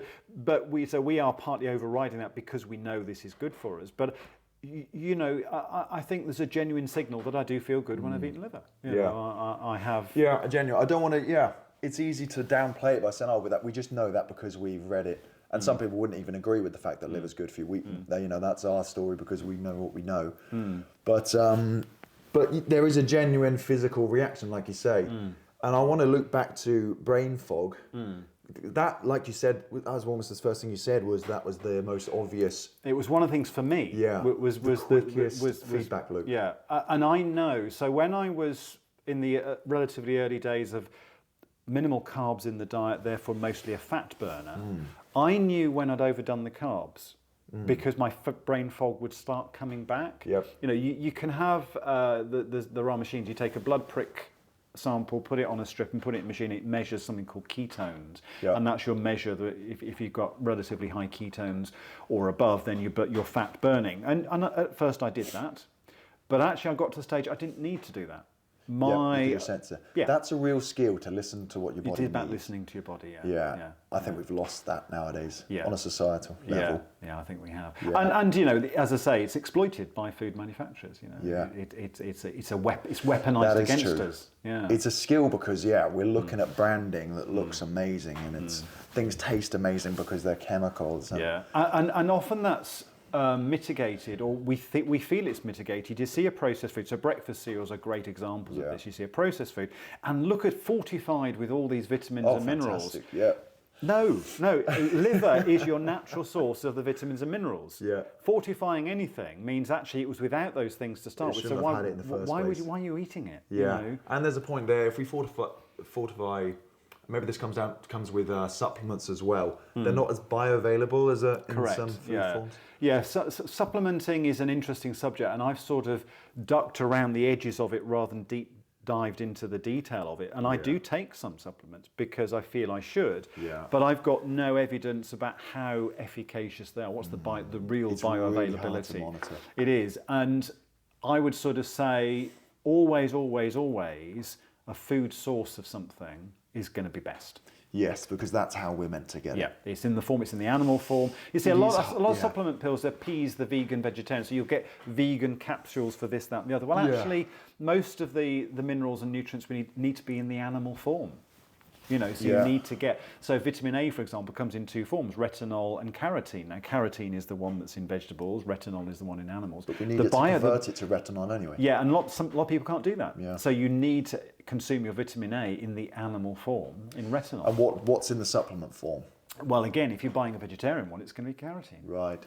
So you actually it might not even be doing good anyway. Yeah, it might not be. It is hard. From like a very moral standpoint, if you want to go for a real pure diet, you almost feel like, you shouldn't need any supplementation. And people almost get proud about the fact, no supplements, I get it all from food. But the food isn't what we were once eating. It's not the same nutrient density. So it goes, and the air, the air we're breathing isn't the same, the water isn't the same. Yeah. So it feels like we might have to bring some markers back up to baseline. I think one of the key ones that extends that argument is magnesium. Magnesium in the soil. So we get magnesium from the soil, either because you're eating vegetable material that's grown in the soil, or because you're eating an animal that's eaten vegetable material grown in the soil. And magnesium levels in soil now, there's some really quite worrying statistics because of intensive farming techniques. The level of magnesium in the soil now compared to 50 years ago is, we're talking 20% of what it was. It's some studies, which is really quite frightening. And so therefore, no matter how varied your dietary sources of nutrients, generally, still not going to be there. You're still probably going to be deficient in magnesium. So magnesium is one of those that I do take. because I don't know whether I'm taking it in the best form, the most appropriate form, or whatever. But I am taking magnesium because, and we don't know because we should ideally be getting it in our food, but we know that we're not. So yes, take the foods. And this is where different organ meets, because different organs of the body have different nutrient profiles in them. So different organs of the body, as well as, skeletal muscle is great for protein, and it's great for some of the minerals, but some of them you need to eat liver, you need to eat lungs, you need to eat the spleen, and so on, for some of the minerals. But and I would tend to I therefore encourage offal. So I like faggots, I like haggis, because they use the offal of the animal. Okay, they're bringing carbs into my diet as well, but they're a very convenient way of eating organs that often you can't buy from butcher, because people don't. You're lucky if you can buy liver from a butcher nowadays. Yeah, you are. Certainly not in the shops. I wish it was. It's really quite tricky. So I will take organ meat in whatever form I can, and you can buy supplement pills now which are desiccated organ meat. Yes, you can, can't you? And I don't know what the bioavailability of the nutrients are in those forms of taking them. You'd hope good if they're just dried out and they should be quite good. So that's Yeah. another route, of course. If you don't fancy if you can't stomach eating Yeah, organs, it's probably then, quite a then good route. you Yeah, could for a lot take of the people. desiccated I lean form. towards ground beef and minced beef as well, in the hope that there's more tendons and more gnarly kind of stuff in there. Yeah, Is that you right? need so that the collagen is one of the components, structural protein components of connective tissue in the body, and it probably serves a function not dissimilar to fibre. So if you're eating a diet that's very much skewed towards the meat rather than vegetable material, you need the collagen. You need that sort of slightly indigestible stuff. So yeah, I think ground beef, cooking meat on the bone, and using the stock that's come from cooking the bone. So that that's you get some out of the bone. The bone marrow. We do need the bone marrow is a good source of nutrients, and so oxtail slow cooked, and then make sure you drink that either as a gravy or as a stock. Is really quite and using the carcass of an animal to make stock is an important thing, having a bone broth or the stock for the nutrients you get from that. Maybe this is our minds, but I get hungry thinking about this. But I do lean towards the ground beef. I do. It's hard to find organs. Definitely, I'd love to eat more liver. And it is delicious, in my opinion. It's delicious. Yeah, definitely. Did you see the Liver King, the internet sensation that was Liver King? No, I didn't. Did you not? No. A chap in the end. And everybody knew all along he was on anabolic steroids, right? Right. Because the guy looked like a grape, and but he was, unfortunately, it was really damaging to maybe what we're trying to say, because he was a proponent of an ancestral kind of lifestyle, and he ate a lot of liver every day, and all of this, and it turns out he's an absolute fraud, and he was taking steroids the whole way. Okay. And that's him with a liver.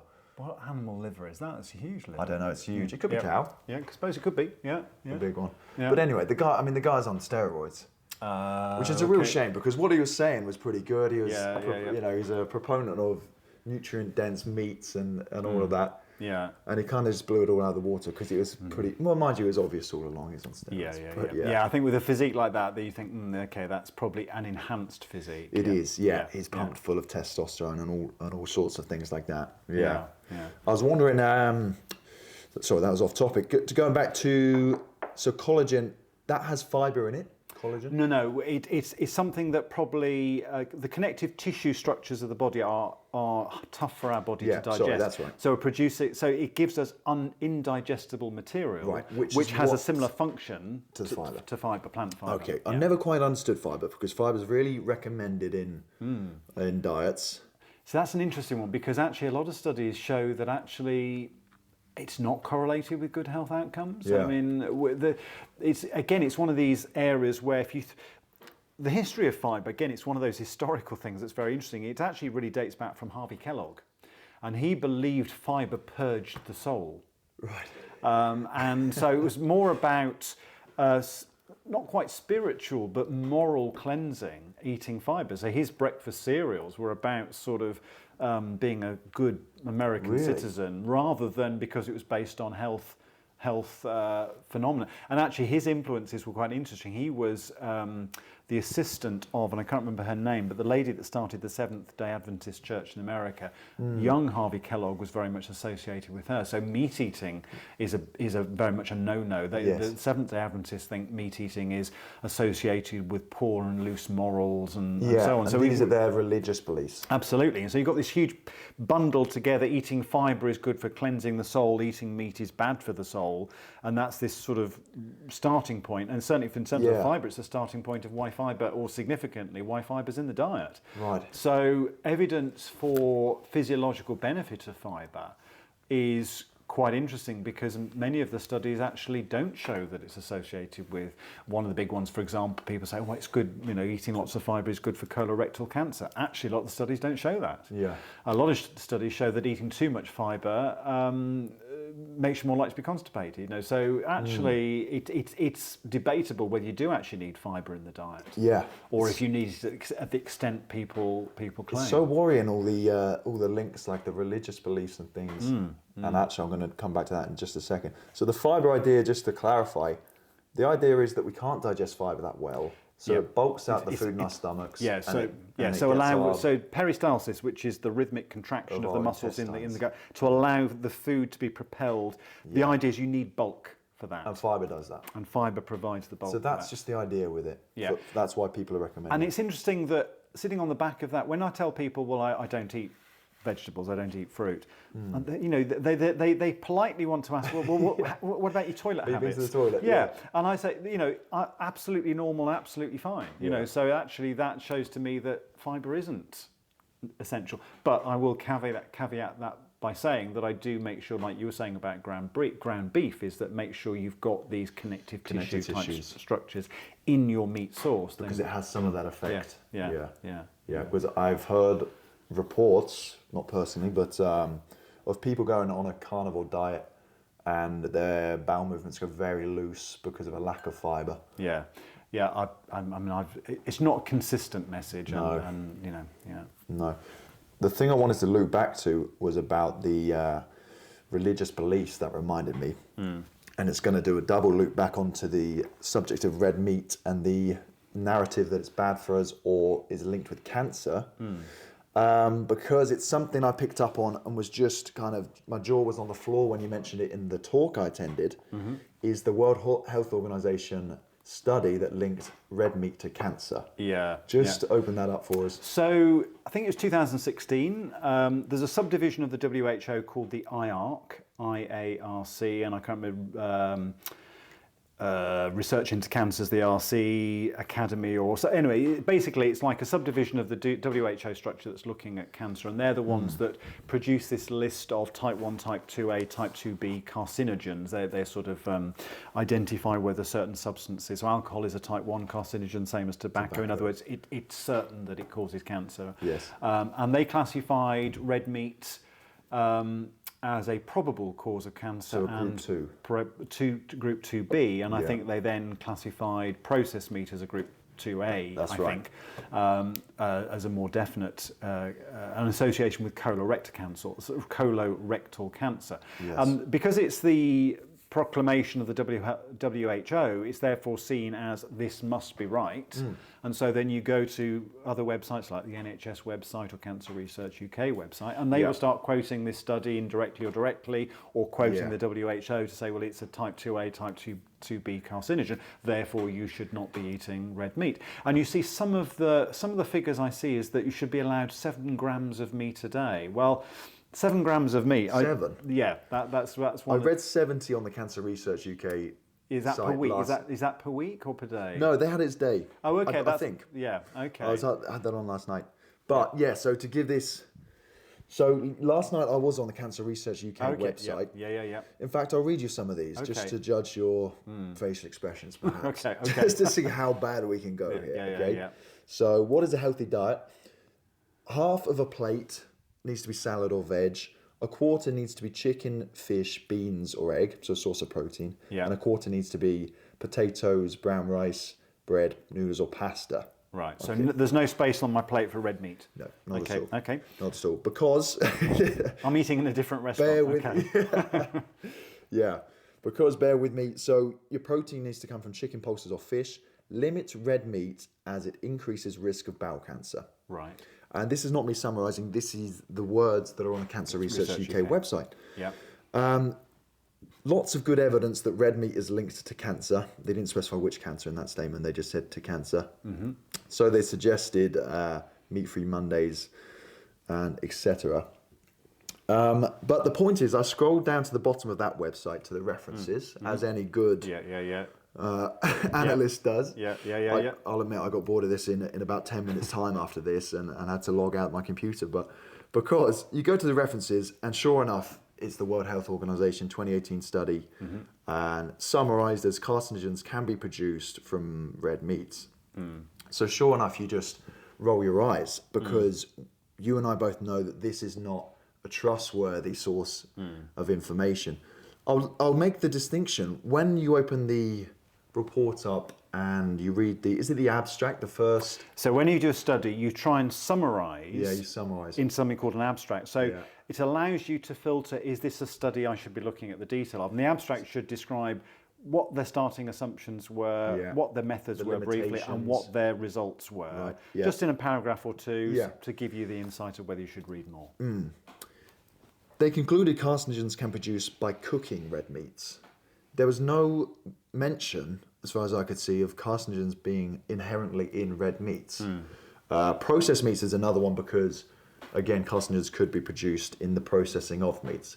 But that just baffled me because I really could not find, for the life of me, something that said red meat was carcinogenic on its own. Yeah. Cooking it could mean it could become carcinogenic. Yeah. And I think there's several things I want to unpack there. One of the biggies, which is, and if you start looking at the studies that claim to show a link between red meat and cancer, by a sleight of hand, they will often group red meat into processed red meat. Now, processed anything in the food chain... These alarm bells. Absolutely. So if we, for example, cooked a McDonald's burger in vegetable oils, as we've mentioned before, we're probably making that carcinogenic. But don't blame the beef for what the vegetable oil did. So we've got to be quite clear that processed anything is probably not good for the human diet and is potentially quite harmful, be it cancer, be it any other chronic disease. So don't blame the meat for what the processedness does. In other words, the processedness is the problem, not the meatness. But a lot of studies, and even studies where they try and, in the abstract, they'll say that we looked at red meat and we look at processed red meat. You then go into study and then all of a sudden they're blurred. And the sentence which is talking about processed red meat and red meat gets thrown in the same sentence. So all of a sudden they're tarring it with the same brush. So I would say processed red meat. So if I bought a beef lasagna from a supermarket chain, that probably is not particularly healthful and might have health consequences, but it's not the beef in it that I'm worried about. So I think that's the first red flag I would say there. But when we look at the 2018 study, the W.H.O IARC study, and I think I did this in the talk, is that you unpackage that. You actually go to the study. This is the beauty of PubMed, is that if somebody makes a claim, you can go to the study and see whether the claim. And the IARC study was based on 14 individual studies. That sort of order. Yeah, I had 14. Yeah, 14 studies. And you think, okay, well, the IARC conclusion they came to was that meat is carcinogenic. So therefore, most, if not all of these 14 studies must show that. So you start clicking on the studies because you can. And actually 13 of the 14 studies either showed no correlation between meat and cancer or actually showed that those people who ate red meat were less likely to get cancer than those who didn't. 13 of the 14 studies. So you think, well, hang on, what's the balance? So are they saying there was one study, the 14th one, which was so big, so well structured, it ignored all the other, or outweighed the results of the other studies? So you go to that study, and it's a study, the population, so the people involved in the study were members of the Seventh-day Adventist Church. Who don't eat meat. So how in a study based on the SDA do you have a group of people who eat meat and a group of people who don't? Well, you might find some Seventh-day Adventists who don't eat meat, but bearing in mind their church believes you shouldn't, they're obviously going against their church. So that probably means they're doing other things against their church. Now, the Seventh-day Adventists don't believe in alcohol, don't believe in smoking. Yeah. So tell me about the smoking behaviour and the alcohol consumption behaviour of that group. And so if you're noticing anything in that group, is it because of the alcohol? Is it because of the tobacco? Or is it because of the red meat? And you don't know. And on that study, the researchers of that study, they actually caveated their own results. And they said, because of the demographic of the people... they were aware of the limitation of this. Yeah, but by the time it got into the IARC study, that was ignored. So, so the IARC study, I think, was saying, meat's obviously carcinogenic. Because of Let's play about with some numbers and show meat's carcinogenic. Is my cynical view. Baffling. Yeah, it is. 1 out of 14. 1 out of the 14 showed studies. a probable cause. Yeah. And actually, in the event, that study didn't show that because the authors of that study admitted that. So I think red meat is not profitable for big industry. If I'm going to pulverize soya bean and add 20 additives to it and pretend it's meat, that's profitable for food producers. For a lot of companies and processors. A small beef herd farmer in a setting like this, producing some beef is not big profit for anybody. No. So the messaging is going to be very, very much shaped by who makes the money from which of those products.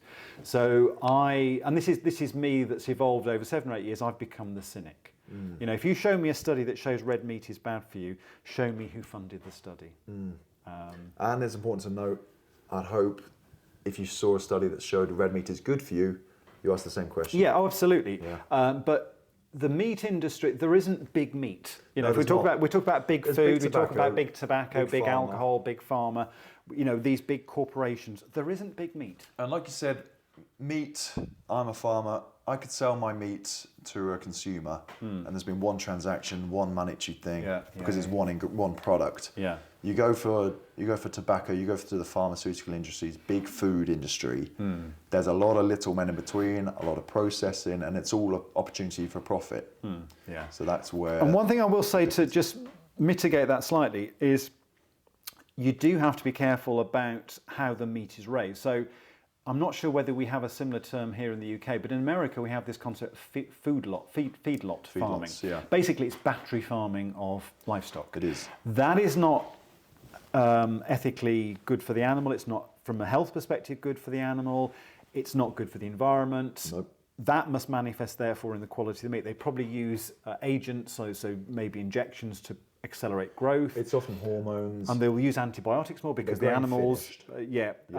so there's lots of things going wrong in the production of meat in that way. So, yes, I will say not all red meat is going to be of the same quality. And red meat sourced that way may well have issues. If there's lots of antibiotics in the meat, or they've used growth factors to accelerate the animal's growth, or the animal just has not had a good existence, that will, I think, manifest in the nutrient quality of the meat. So I think it's wrong if I was to say all red meat is good for you. You have to be quite selective. But I think if you're sourcing in this country your red meat from a local producer, a local farmer who has got his cows out in the field, they're living a normal cow life, then the quality of that meat is going to be very different from... So if McDonald's can sell a Big Mac, now they put the price up recently. They used to be able to sell a Big Mac for 99p. I think it's £1.29 or something. If they can sell a burger for that money, which has got fries, maybe it doesn't come with it. Well, anyway, you've got the bread, you've got the lettuce, you've got the synthetic cheese, you've got the mayo, you've got the gherkin, as well as the beef. They can sell it for £1, whatever it is, and they've taken it to a store, they've cooked it in a store, and somebody served you. The shortcuts. What money's left? Yeah, the shortcuts that must have gone into the production of each of those components. So although it might be 100% beef, I'm not sure about the quality of that beef. Makes you question it. So I think you've got to. It would be irresponsible of me to say all red meat is good for you, but I would say, as long as you're sourcing your red meat from somewhere where the quality of the husbandry of the animal has been top notch, then that food is nutritionally and ancestrally very appropriate. I mean, in terms of you said something, what's inherently in meat that could cause cancer? Well, cancer is not a problem for carnivores. Lions, tigers, they don't die of cancer. So if there's something inherently in meat, they don't cook it. So these are valid points to make. Just something about the cooking process change. But inherently, carnivores don't die inherently of cancer. So there's nothing inherently therefore in meat. If other animals eat it, it's causing cancer.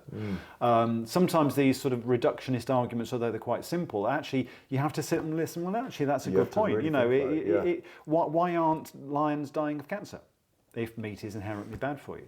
So I think the cooking argument is an interesting one because a lot of cooking is with vegetable oils. Yes. So the vegetable oil is probably what's causing the carcinogen rather than transforming some chemical within the meat because of the heat process. Yeah.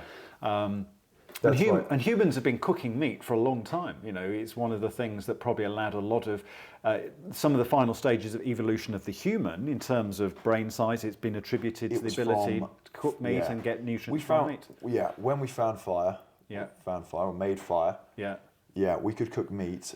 I'd argue, I was speaking to people about this before, I'd argue we became human when we started cooking meat. Yeah. Before that, we were fairly primitive. Yeah. Because that allowed, as I'm sure you're about to say, we could then it became more digestible for us. Absolutely, and preserve. We could cooked meat will last longer than raw meat. So you transform quite a bit of our relationship with meat by virtue of the fact that you can heat it and you can cook it. And also, it's as it becomes more digestible, our stomach could be smaller. That made our torso bigger, so we could be more effective runners and hunters and throwers and more powerful. Our jaws are stronger. We could have bigger brain size because we didn't have such a big head and jaws. And it's interesting that a lot of archaeological or looking at anthropological evolution of humans, actually the reverse happened when we invented agriculture. We became shorter and fatter. Right. So I think to me it's a good sign that actually when we were eating more species appropriate food, meats, and cooking those meats, we evolved into a taller, leaner organism. But actually with the invention, the creation of agricultural communities, that began to change. Right. Not for and historians have tracked that. I think the Egyptian culture, the ancient Egyptian culture, was one of the first big agricultures that we know about. And it would seem that looking at skeletons there were a lot of chronic disease in the Egyptians. Which we wouldn't have seen in archaeological remains prior to that, when it was more of a meat-based So this idea of farming, maybe they were the first to start growing things like corn and things. Of course, other things change. As soon as you have agriculture-based economies, then people don't have to hunt anymore. You can then start subdividing roles within communities, so other things change. Which has been what's allowed us to thrive. As an intelligent human. 100%, but it's brought out our own issues. Yeah. That's true. I suppose the very idea of farming is only because we've scaled it up. Farming wasn't really a thing, maybe ancestrally, because we were just living. We were just you'd spend your day, You would hunt and gather. You would hunt and gather your food on your family's food. That was farming allowed you to, as a community. Farming was less people could make more food for your community. And now we've just scaled that up beyond belief in terms of the size of the industry now, or the way we produce food. And even the food we produce, like now we're growing oilseed rape on a huge scale, which is fascinating because, like you said, the cotton was maybe the first time we had those oils, and now we're growing we started growing rapeseed oil. Rapeseed's a big crop now, isn't it? Huge, absolutely huge. And it's in America as well. Obviously, they call it canola oil. But that's that's the main one people cook with.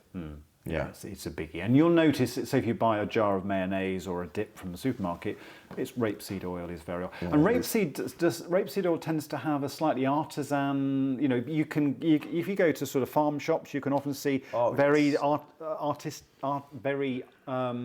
what's the word I'm looking for? Very interestingly packaged rapeseed oil, and it's hand squidged, and it's all looking very sort of this is lovely, but essentially it's still polyunsaturated fats, and I'm sort of thinking about the linoleic acid content of that, and I'm thinking no thank you. Yeah, I had down 70 grams or less of meat a day. This was from the Cancer Research website. I think so. I've seen some figures where they were quoting a weekly.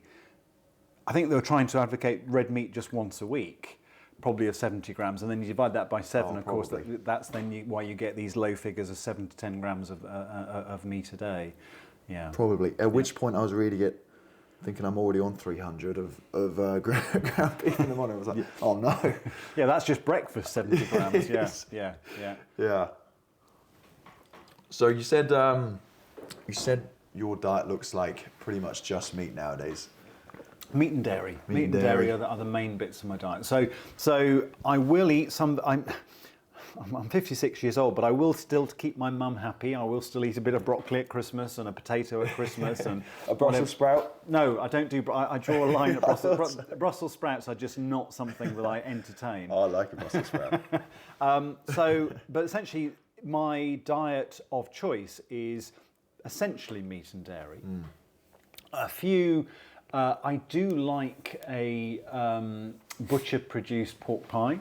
And as long as, again, that's pork, so it's going against my thing about avoiding pork, but I will have that occasionally. There's some carbs in the crust, of course, but I like them to know the pastry's been made with lard rather than seed oil. So there'll be indulgences, but people will. Well, as there is, there has to be. I mean, the human relationship with food is that it isn't purely functional. It's to do with situation and social and so on. So the diet has to reflect that as well. But essentially, when I'm just eating normally, I'm just at home and I'm eating normally, a lot of it will be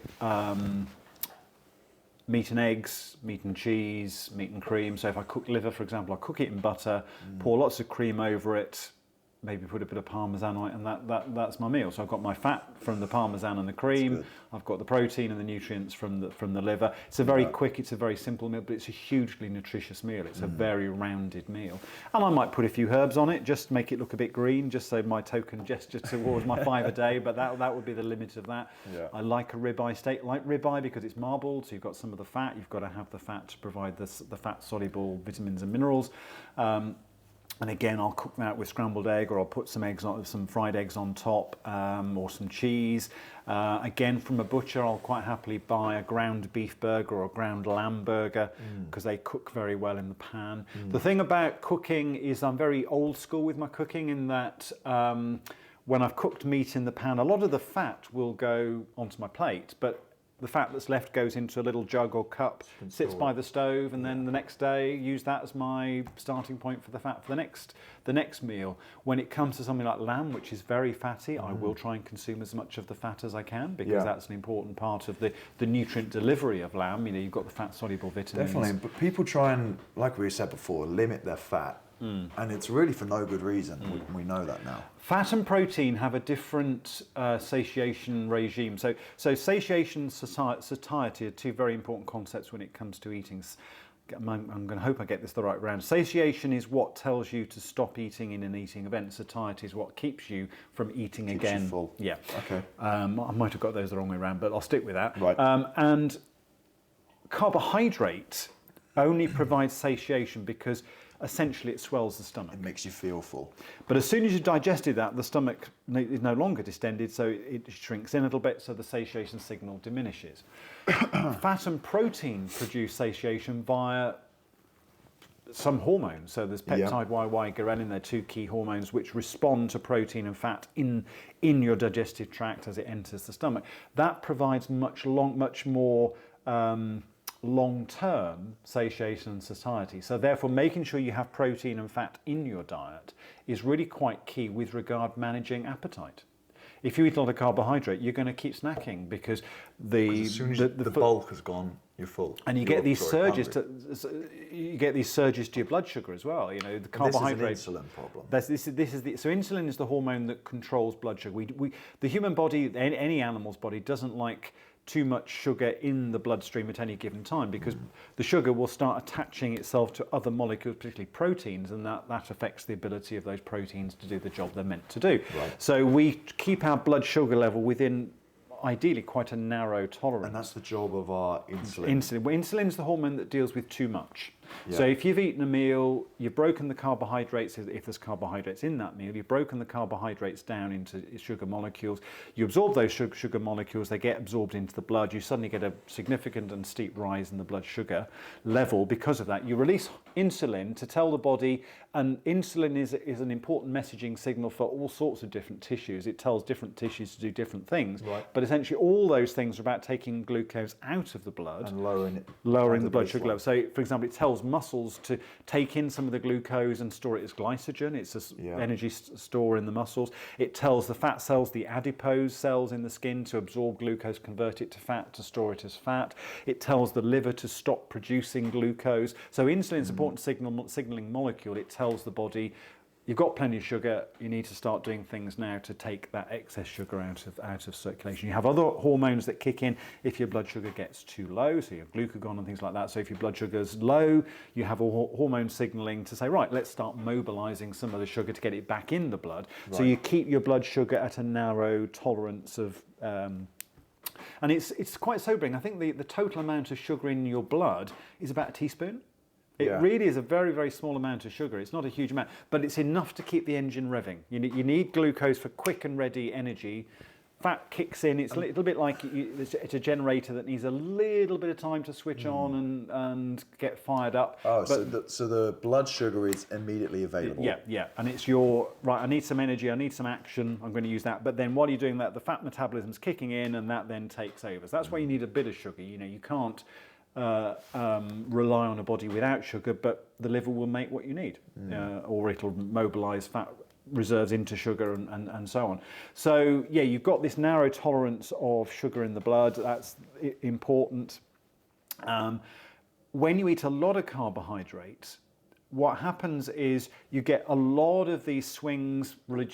Produce insulin, get rid of it. Swing, produce insulin, get rid of it. Swing, produce. And what happens over a chronic long period of time is that your body gets a little bit weary of the insulin message because you keep sending. It's a bit like crying wolf in the sense that the body becomes less sensitive to the insulin message.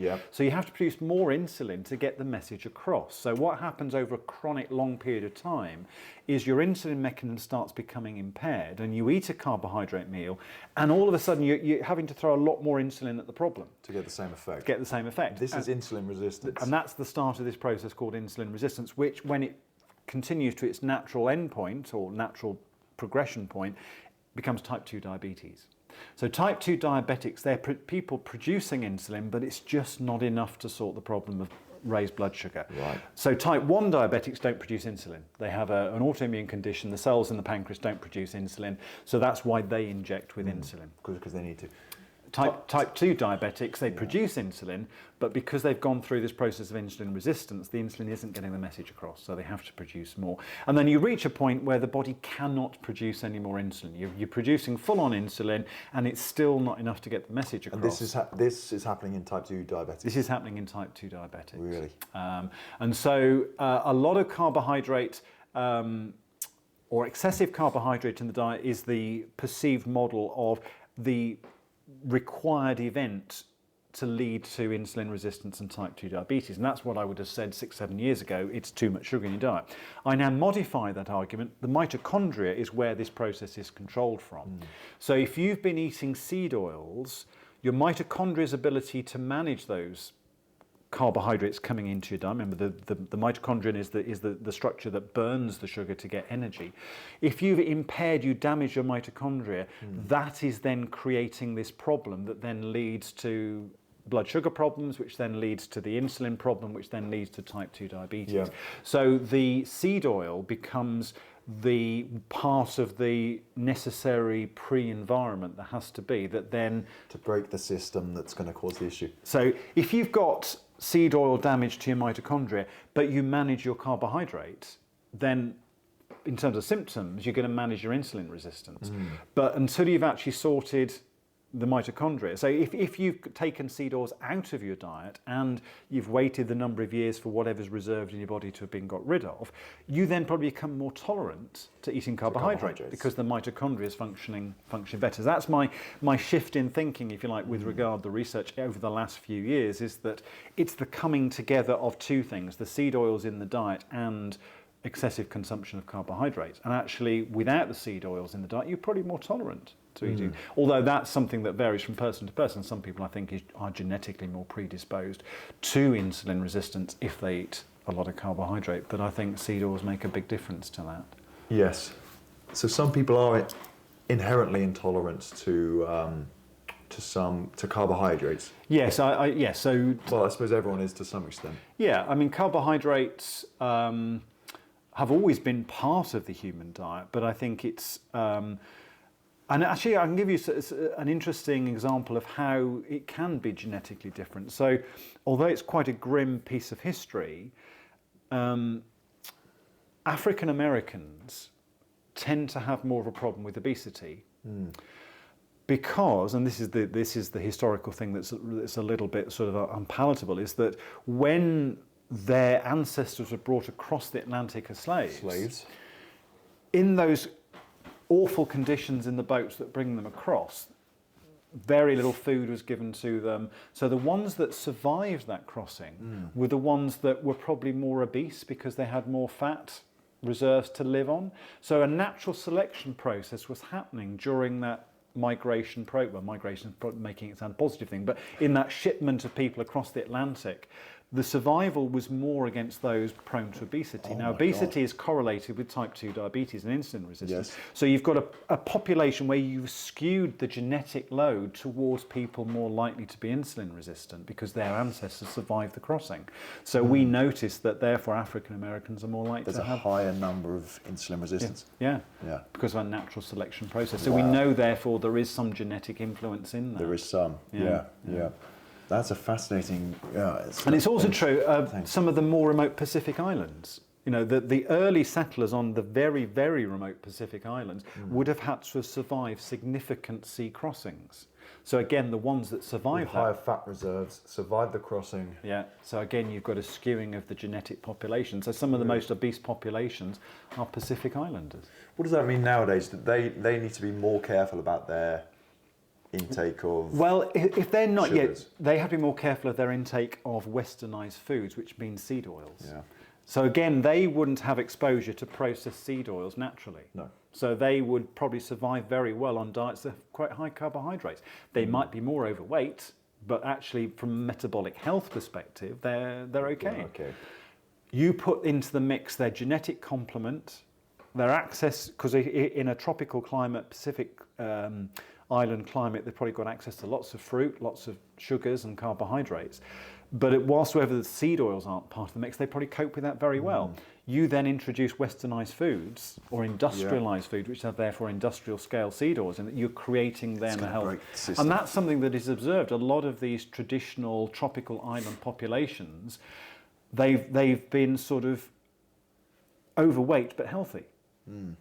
You then introduce processed foods into their environment, and you get real problems. Yeah, you get inflammation, cancer, heart disease.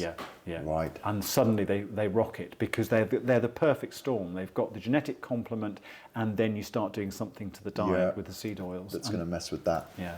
Wow, that's fascinating.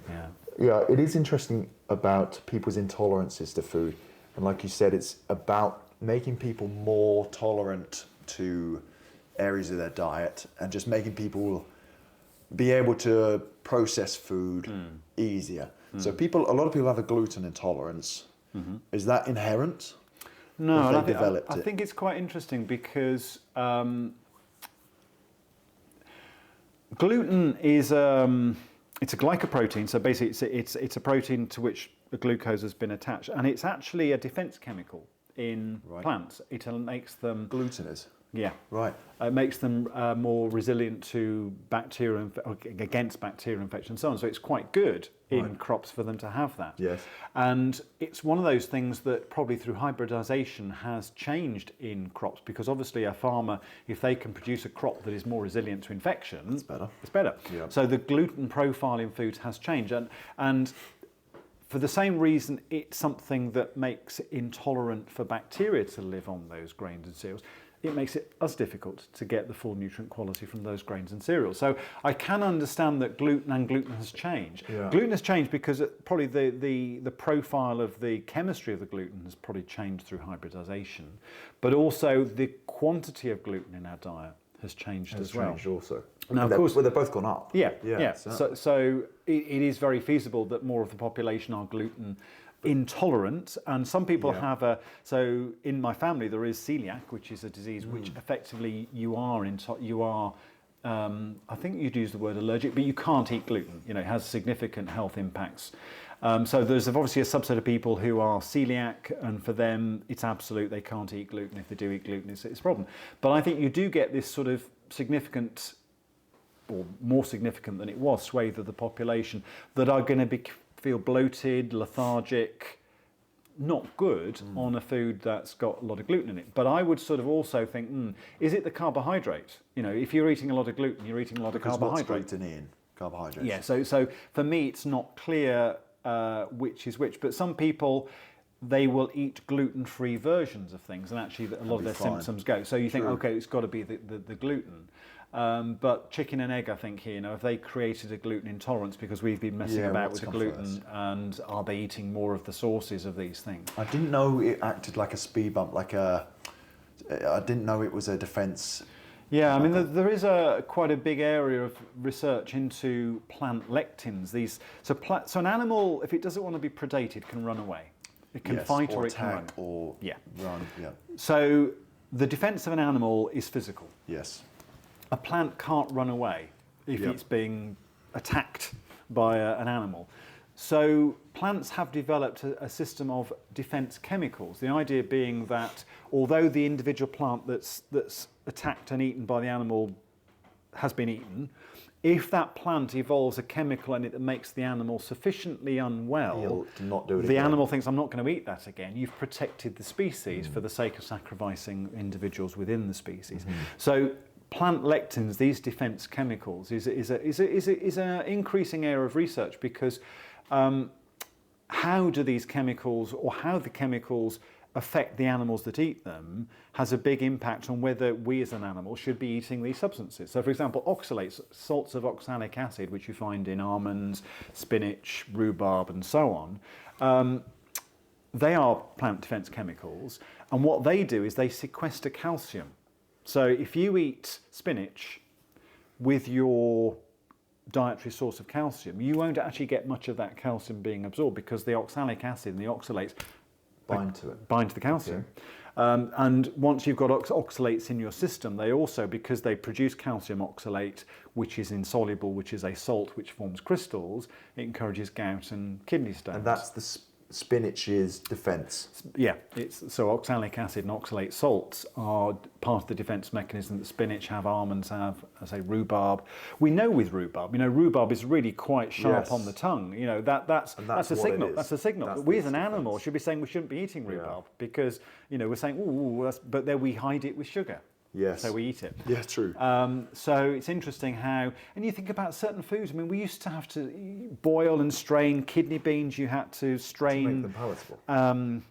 Aubergines, and you think, well, actually, if we're doing that to take something harmful out of the plant, I don't want to eat the plant.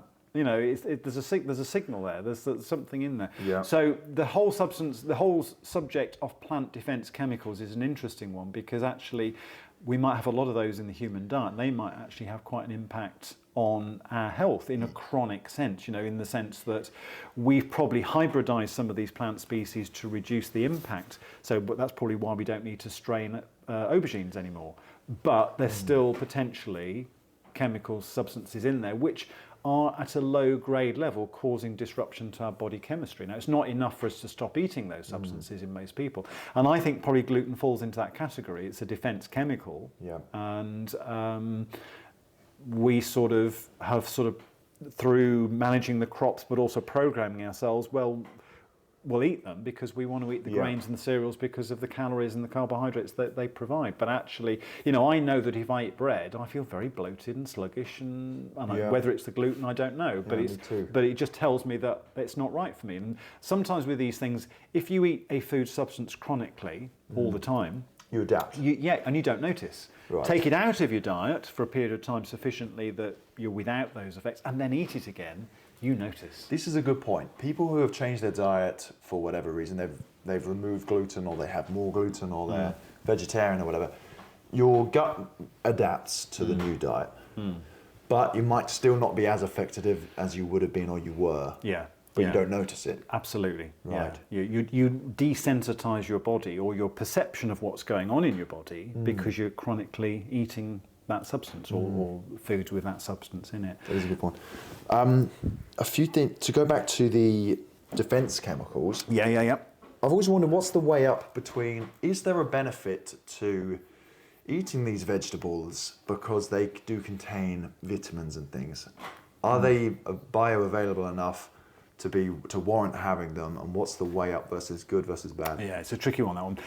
As a hunter-gatherer, on those times between hunts, actually eating some of those plant materials to get, even if the bioavailability of the nutrients is pretty low and we've got lectins, it's the difference between survival or not. So actually in that situation, that primitive situation, if it is the difference between survival or not, then you would do that. What I'll also mention as well is that, and I used this term a little while ago, hormetic, this idea that sometimes a small dose of something, which in a larger dose is harmful, but in a small dose is quite good. A lot of vegetable materials that we think of as being good for antioxidants are actually oxidants, and they trigger the antioxidant production in your body. Right. So low level exposure to those foods is going to raise the number of antioxidant activities in your body, but actually doing it because they're causing oxidative events. Right. So what they're doing isn't good, but it's going to be beneficial. On a small scale, it is. Very small scale. But if you ate more of them, it's not so good. Now that I know in the research literature, there's some people who dispute that, but it fits in this sort of whole branch of hormetics, and hormetics includes cold exposure, for example. I do it. Having cold showers, exposed in cold water. In a big dose is harmful. Yeah, you're dead. But in a small dose, actually, because of the boosting effect of various metabolic processes, is actually good for you. Yeah. And I think a lot of the food substances in plants that are potentially lectins and harmful, in small doses, are probably beneficial. Right. Because they're triggering the immune system, they're triggering antioxidant processes in the body. But it's the difference between doing it at low level when it's beneficial versus doing it excessively and it's actually going to cause a chronic problem. The bioavailability of nutrients from plants, there are specific examples where the plant form is not as good as the animal form. I mentioned one before, vitamin A. Yes. Vitamin D is the same. The vitamin D3 is the animal form. Vitamin D2 is the plant form. Vitamin K2 is the animal form. Vitamin K1 is the plant form. They're everywhere. Iron, heme iron is the blood form. Non-heme iron is the form in plants. So potentially these things are available in plants, but they're not in the form that we are very good at absorbing. So again, if it's the difference between survival and not survival, then you're going to go to some of these plant materials to try and get some of it. But actually, if you want to survive and thrive, you want the animal versions. Some of them you can't get. So vitamin B12 is an often quoted one. Yes. Vitamin B12 you really only get from animal. Yeah, that's the only place it's found. Yeah. And I presume it's one of those ones that we can't make, so you have Correct. to find it in your diet. Yeah, some animals obviously can make it because we can get vitamin B12 from other foods, but we can't make vitamin B12. And so we have to source it nutritionally, and it's one of the substances that is not available at all in plant material. And therefore people on solely plant-based diets have to be mindful they've got to source it from somewhere. Yeah. And you can get algal generated B12, but again, the bioavailability of that What's that supplement? The supplement form? Yeah, and it's very poor bioavailability.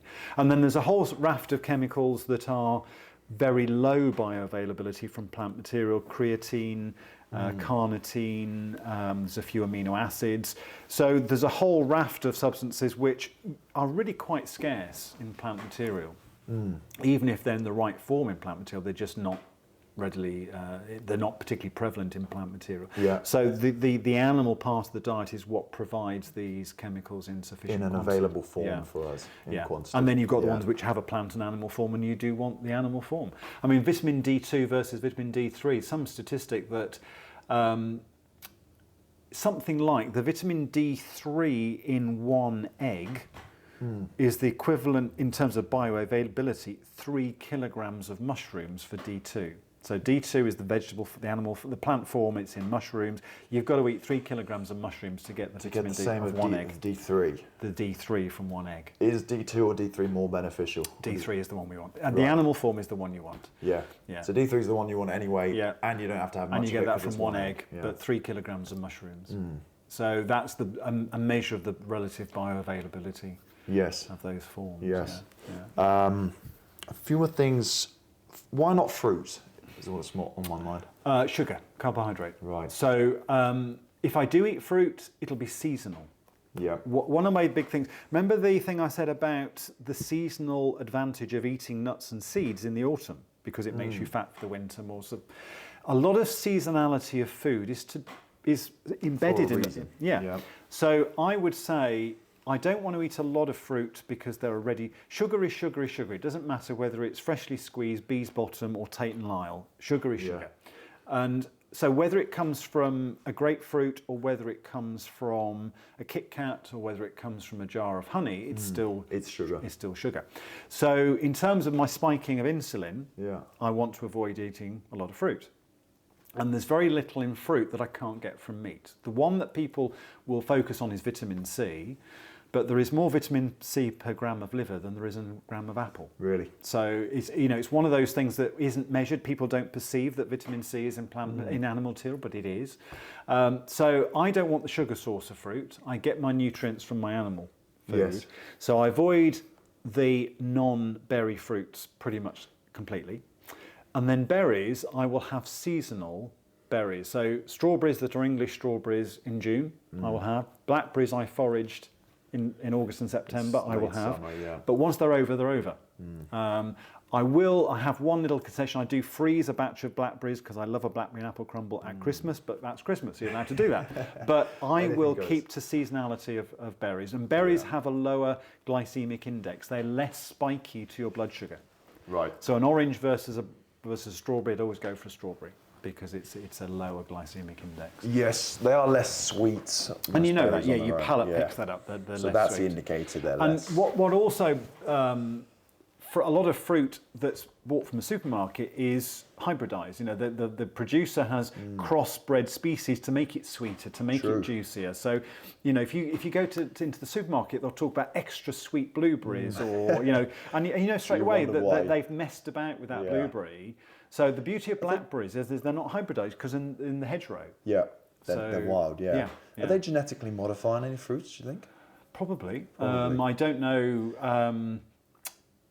I don't know exactly which ones they might be doing, but you know, genetic modification might be just simply so it has a shorter growing cycle. That's half of it, yeah. Yeah. What's your take on that?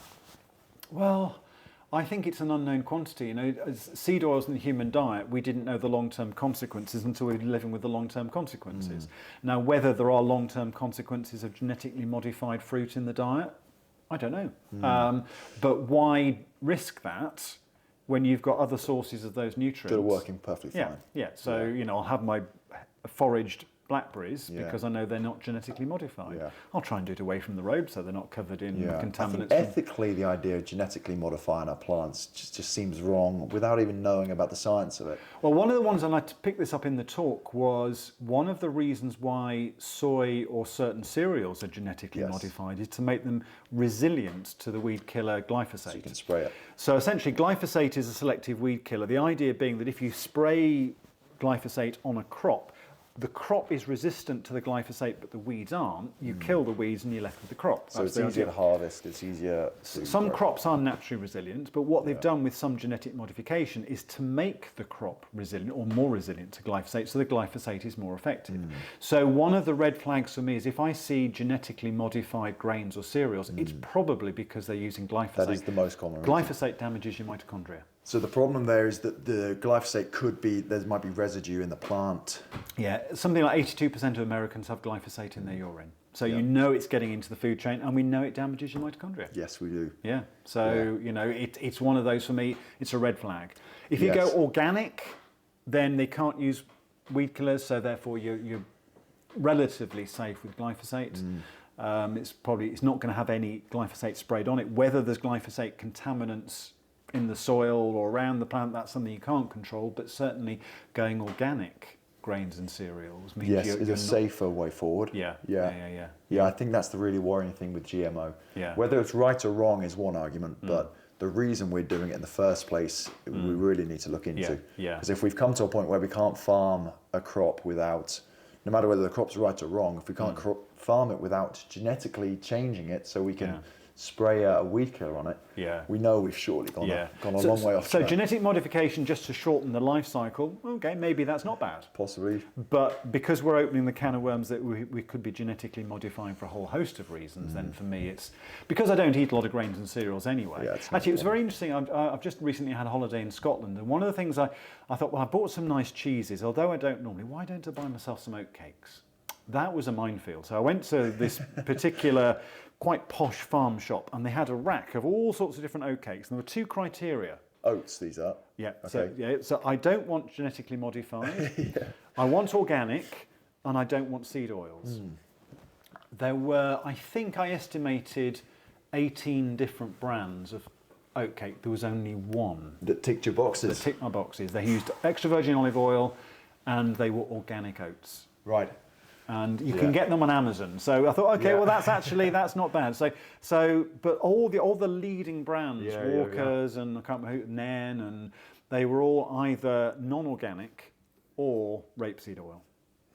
Or sunflower seed oil. So, it does make life difficult. If you're starting to cut out the seed oils, if you're trying to go just organic, you are going to spend a lot of time with your magnifying glass looking at the ingredients labels. But, sometimes you find these things that, that's going to work. Yeah, and it's indicative of the fact that we should be just eating purer foods that don't have an ingredient label of, a list. Whenever you look at something, it's just, you have to trawl through it to find. And then halfway through, you start seeing prefixes to words that you don't understand. Yeah, you see chemical names. There was glycophyroxide, something or the other. If you see something on an ingredient list that you don't know what it is, you shouldn't be eating the food. It's as simple as that. That you see all these chemicals, these names, and you think, well, actually, no, I'm not going to go there. I mean, an oat cake should be oats, some sort of fat, and salt.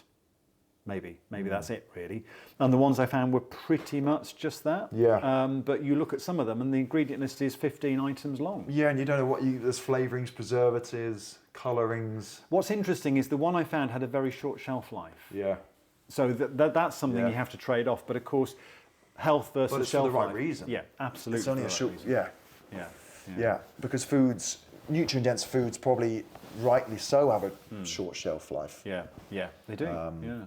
Because no food, if a food's beneficial for an animal or bacteria, bacteria will start eating it. Yeah, they're going to love it, aren't they? If you leave your plate of steak out, it's going to start going off, right? Because there's things in it that bacteria wants. And they were saying that these stories, I don't know whether they're real stories or not, but they're sort of saying tubs of margarine have been left in people's garages for 30 years and they're still intact at the end of 30 years because the bacteria don't want to entertain it. Well, that to me is an important signal. If bacteria don't want to eat it, I don't want to eat it, I respect the bacteria. I'll eat what they want to eat. Oh yeah, I have seen some videos where people get like different foods and then they release like a box of ants or something on them, and they're like all over the steak or the tomato and things, and they're leaving.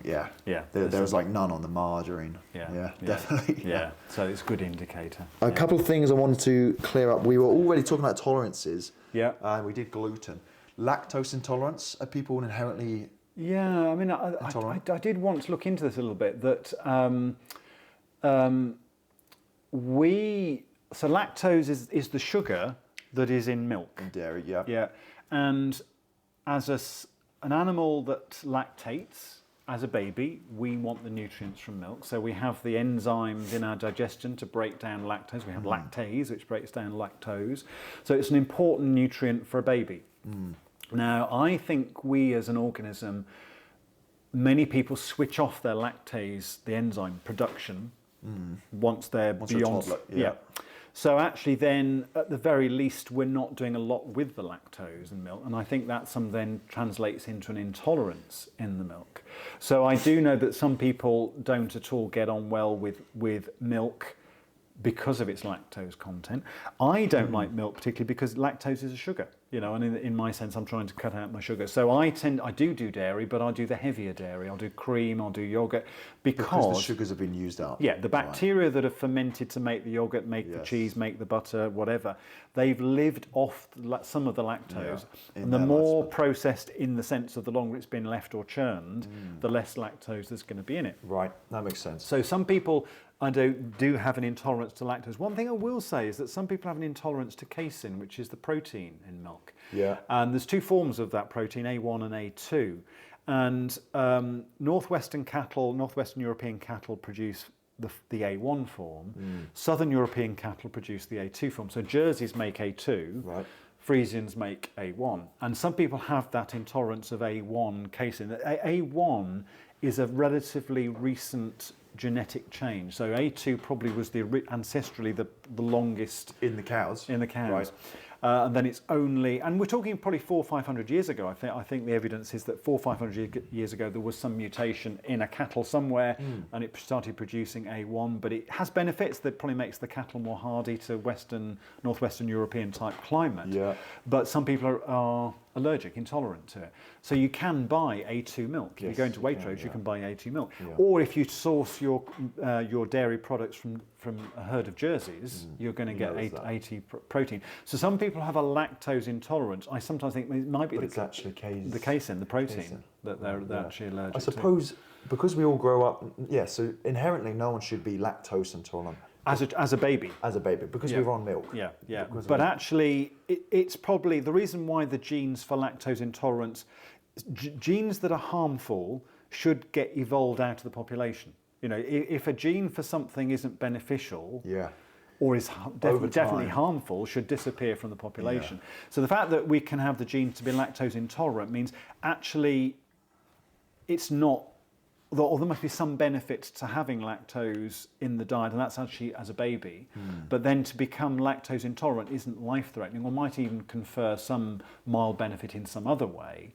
But yeah, certainly as an animal that drinks milk as a baby, we are made to process, or we're evolved to process lactose at that stage in our life. Meat. Is anybody intolerant to meat?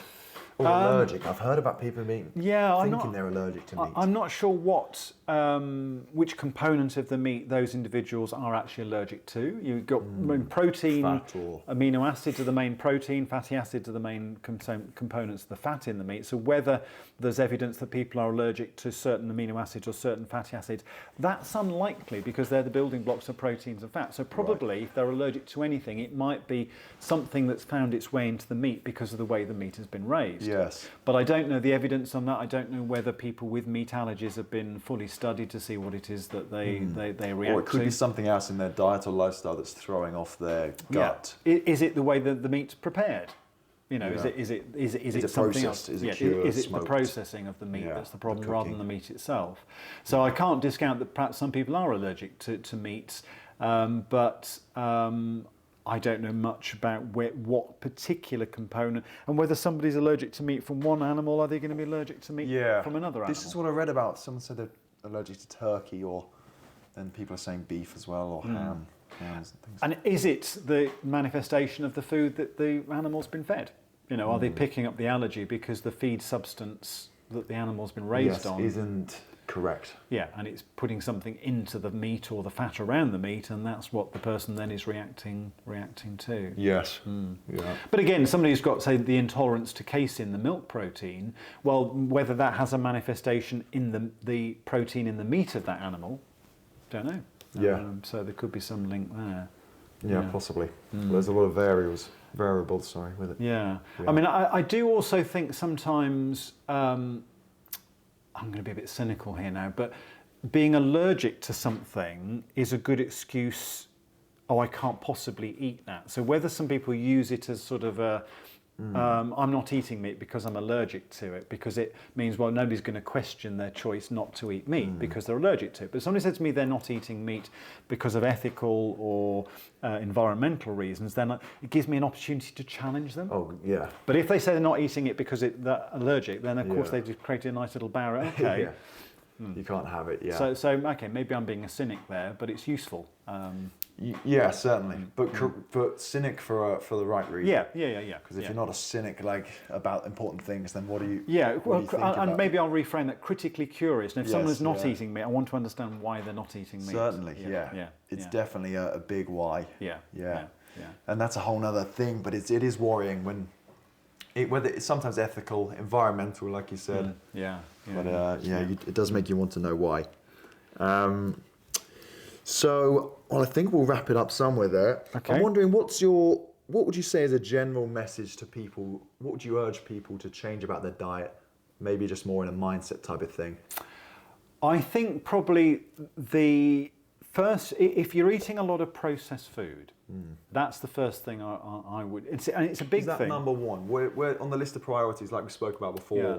I would say it is pretty much up there. Yeah. The more ingredients, or the more you buy foods with labels and lists of ingredients, the more opportunities there are to change things in your diet. You know, and because of the way I'm eating meat and dairy, I actually can go days on end where I'm not actually eating anything which has got ingredient labelling on it. You know, if I have meat and eggs, you can list the ingredients probably on one hand. Yeah. For a few days. So I think if you're eating foods, Michael Pollan is quite a prolific journalist and writer on food, and he gave a piece of advice which was try to not eat foods with more than 5 ingredients.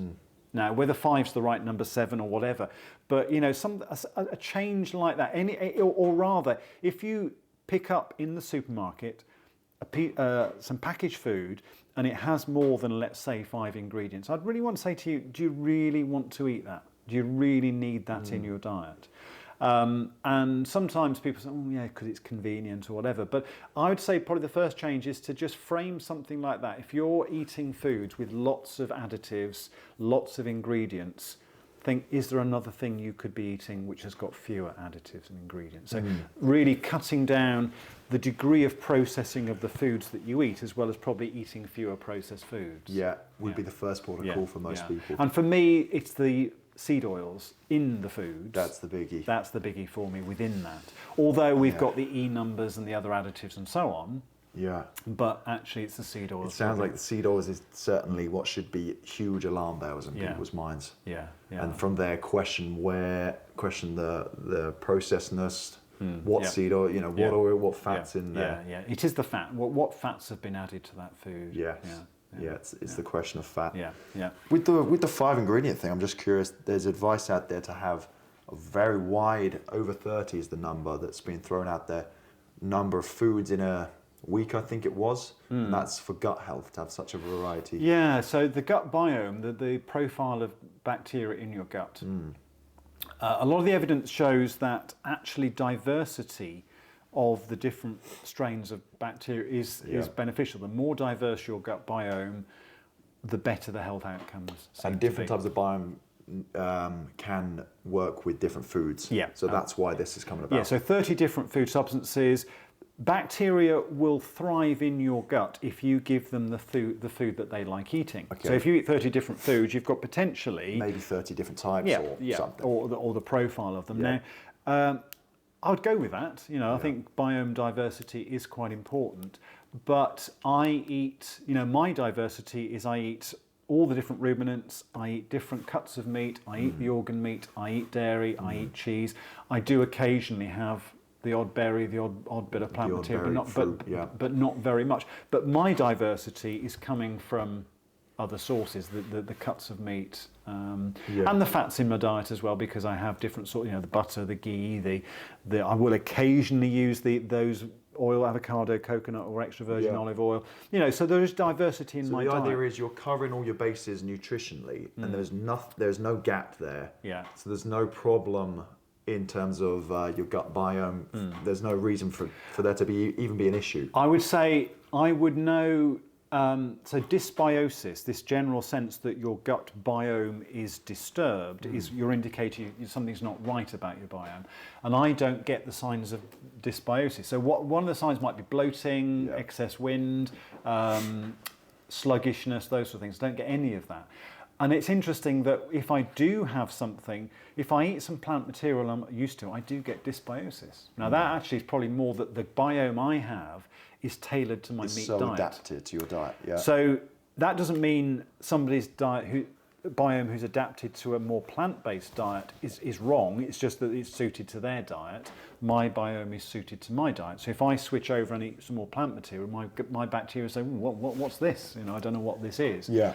Now, if I persevered, I carried on eating, you'd slowly adapt. My biome would evolve, but actually I don't need to. You know, I'm getting all the nutrients. The point is that you're fine the way you are, and you're the idea is better. You're always trying to optimize. You're trying to, every decision you make with regard to lifestyle choice, be it diet, whatever it is, it's, am I going to be better on that? I don't know what the best me is, but as long as I'm doing things to make a better me, then I'm going in the right direction. How many people have an unhealthy gut?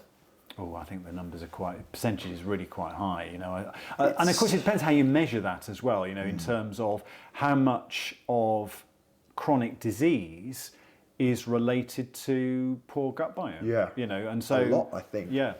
I mean, I think how you process your food... I mean, we know the gut biome communicates with the rest of your body. We know that a lot of the biome, or the products of the biome, are chemical messaging signals that enter your body and signal with the brain and your immune system and so on.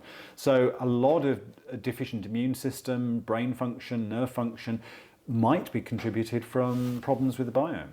But because we don't know the full extent of that, it's probably quite hard to then determine, you know, what percentage of the population have a deficient biome. It is high, yeah. But it could be, I think it's high. Yeah, it could be very high. I'm worried that it's high, yeah. And certainly I think if you're eating food, so for example, if you're eating plant material that's got glyphosate in it, glyphosate is probably killing some of your gut bacteria. Yes, it is. Because of what it is. You know, it's an anti-pesticide.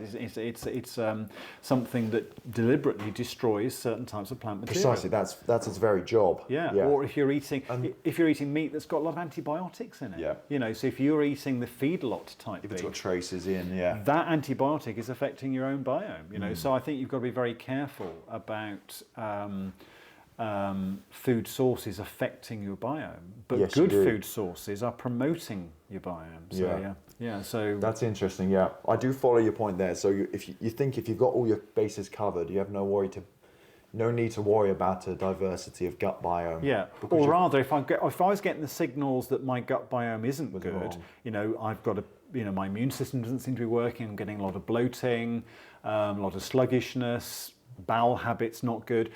If I had the signs that things weren't right, then I'd be okay. I've got to do something about this. But I've got no signs. Think it's all fine. Yeah.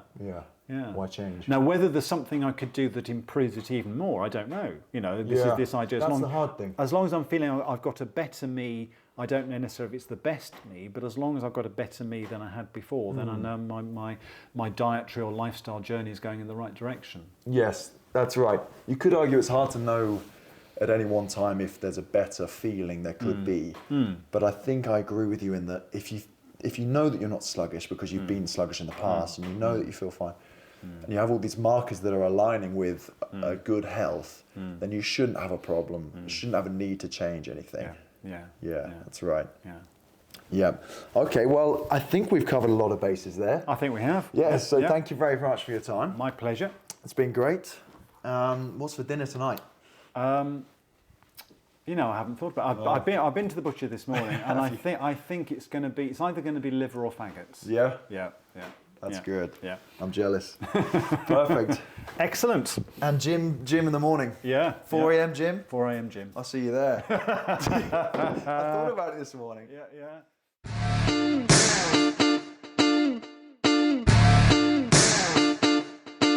You feel great getting out anyway. You feel great. Yeah. Getting in is painful. There's hard. But I think, you see, one of the problems with a lot of health is that we live too comfortable lives. Yeah. Our lives are too comfortable. You've got to challenge. You know, you won't grow in any sense unless you've challenged your boundaries. Yeah, I fully agree.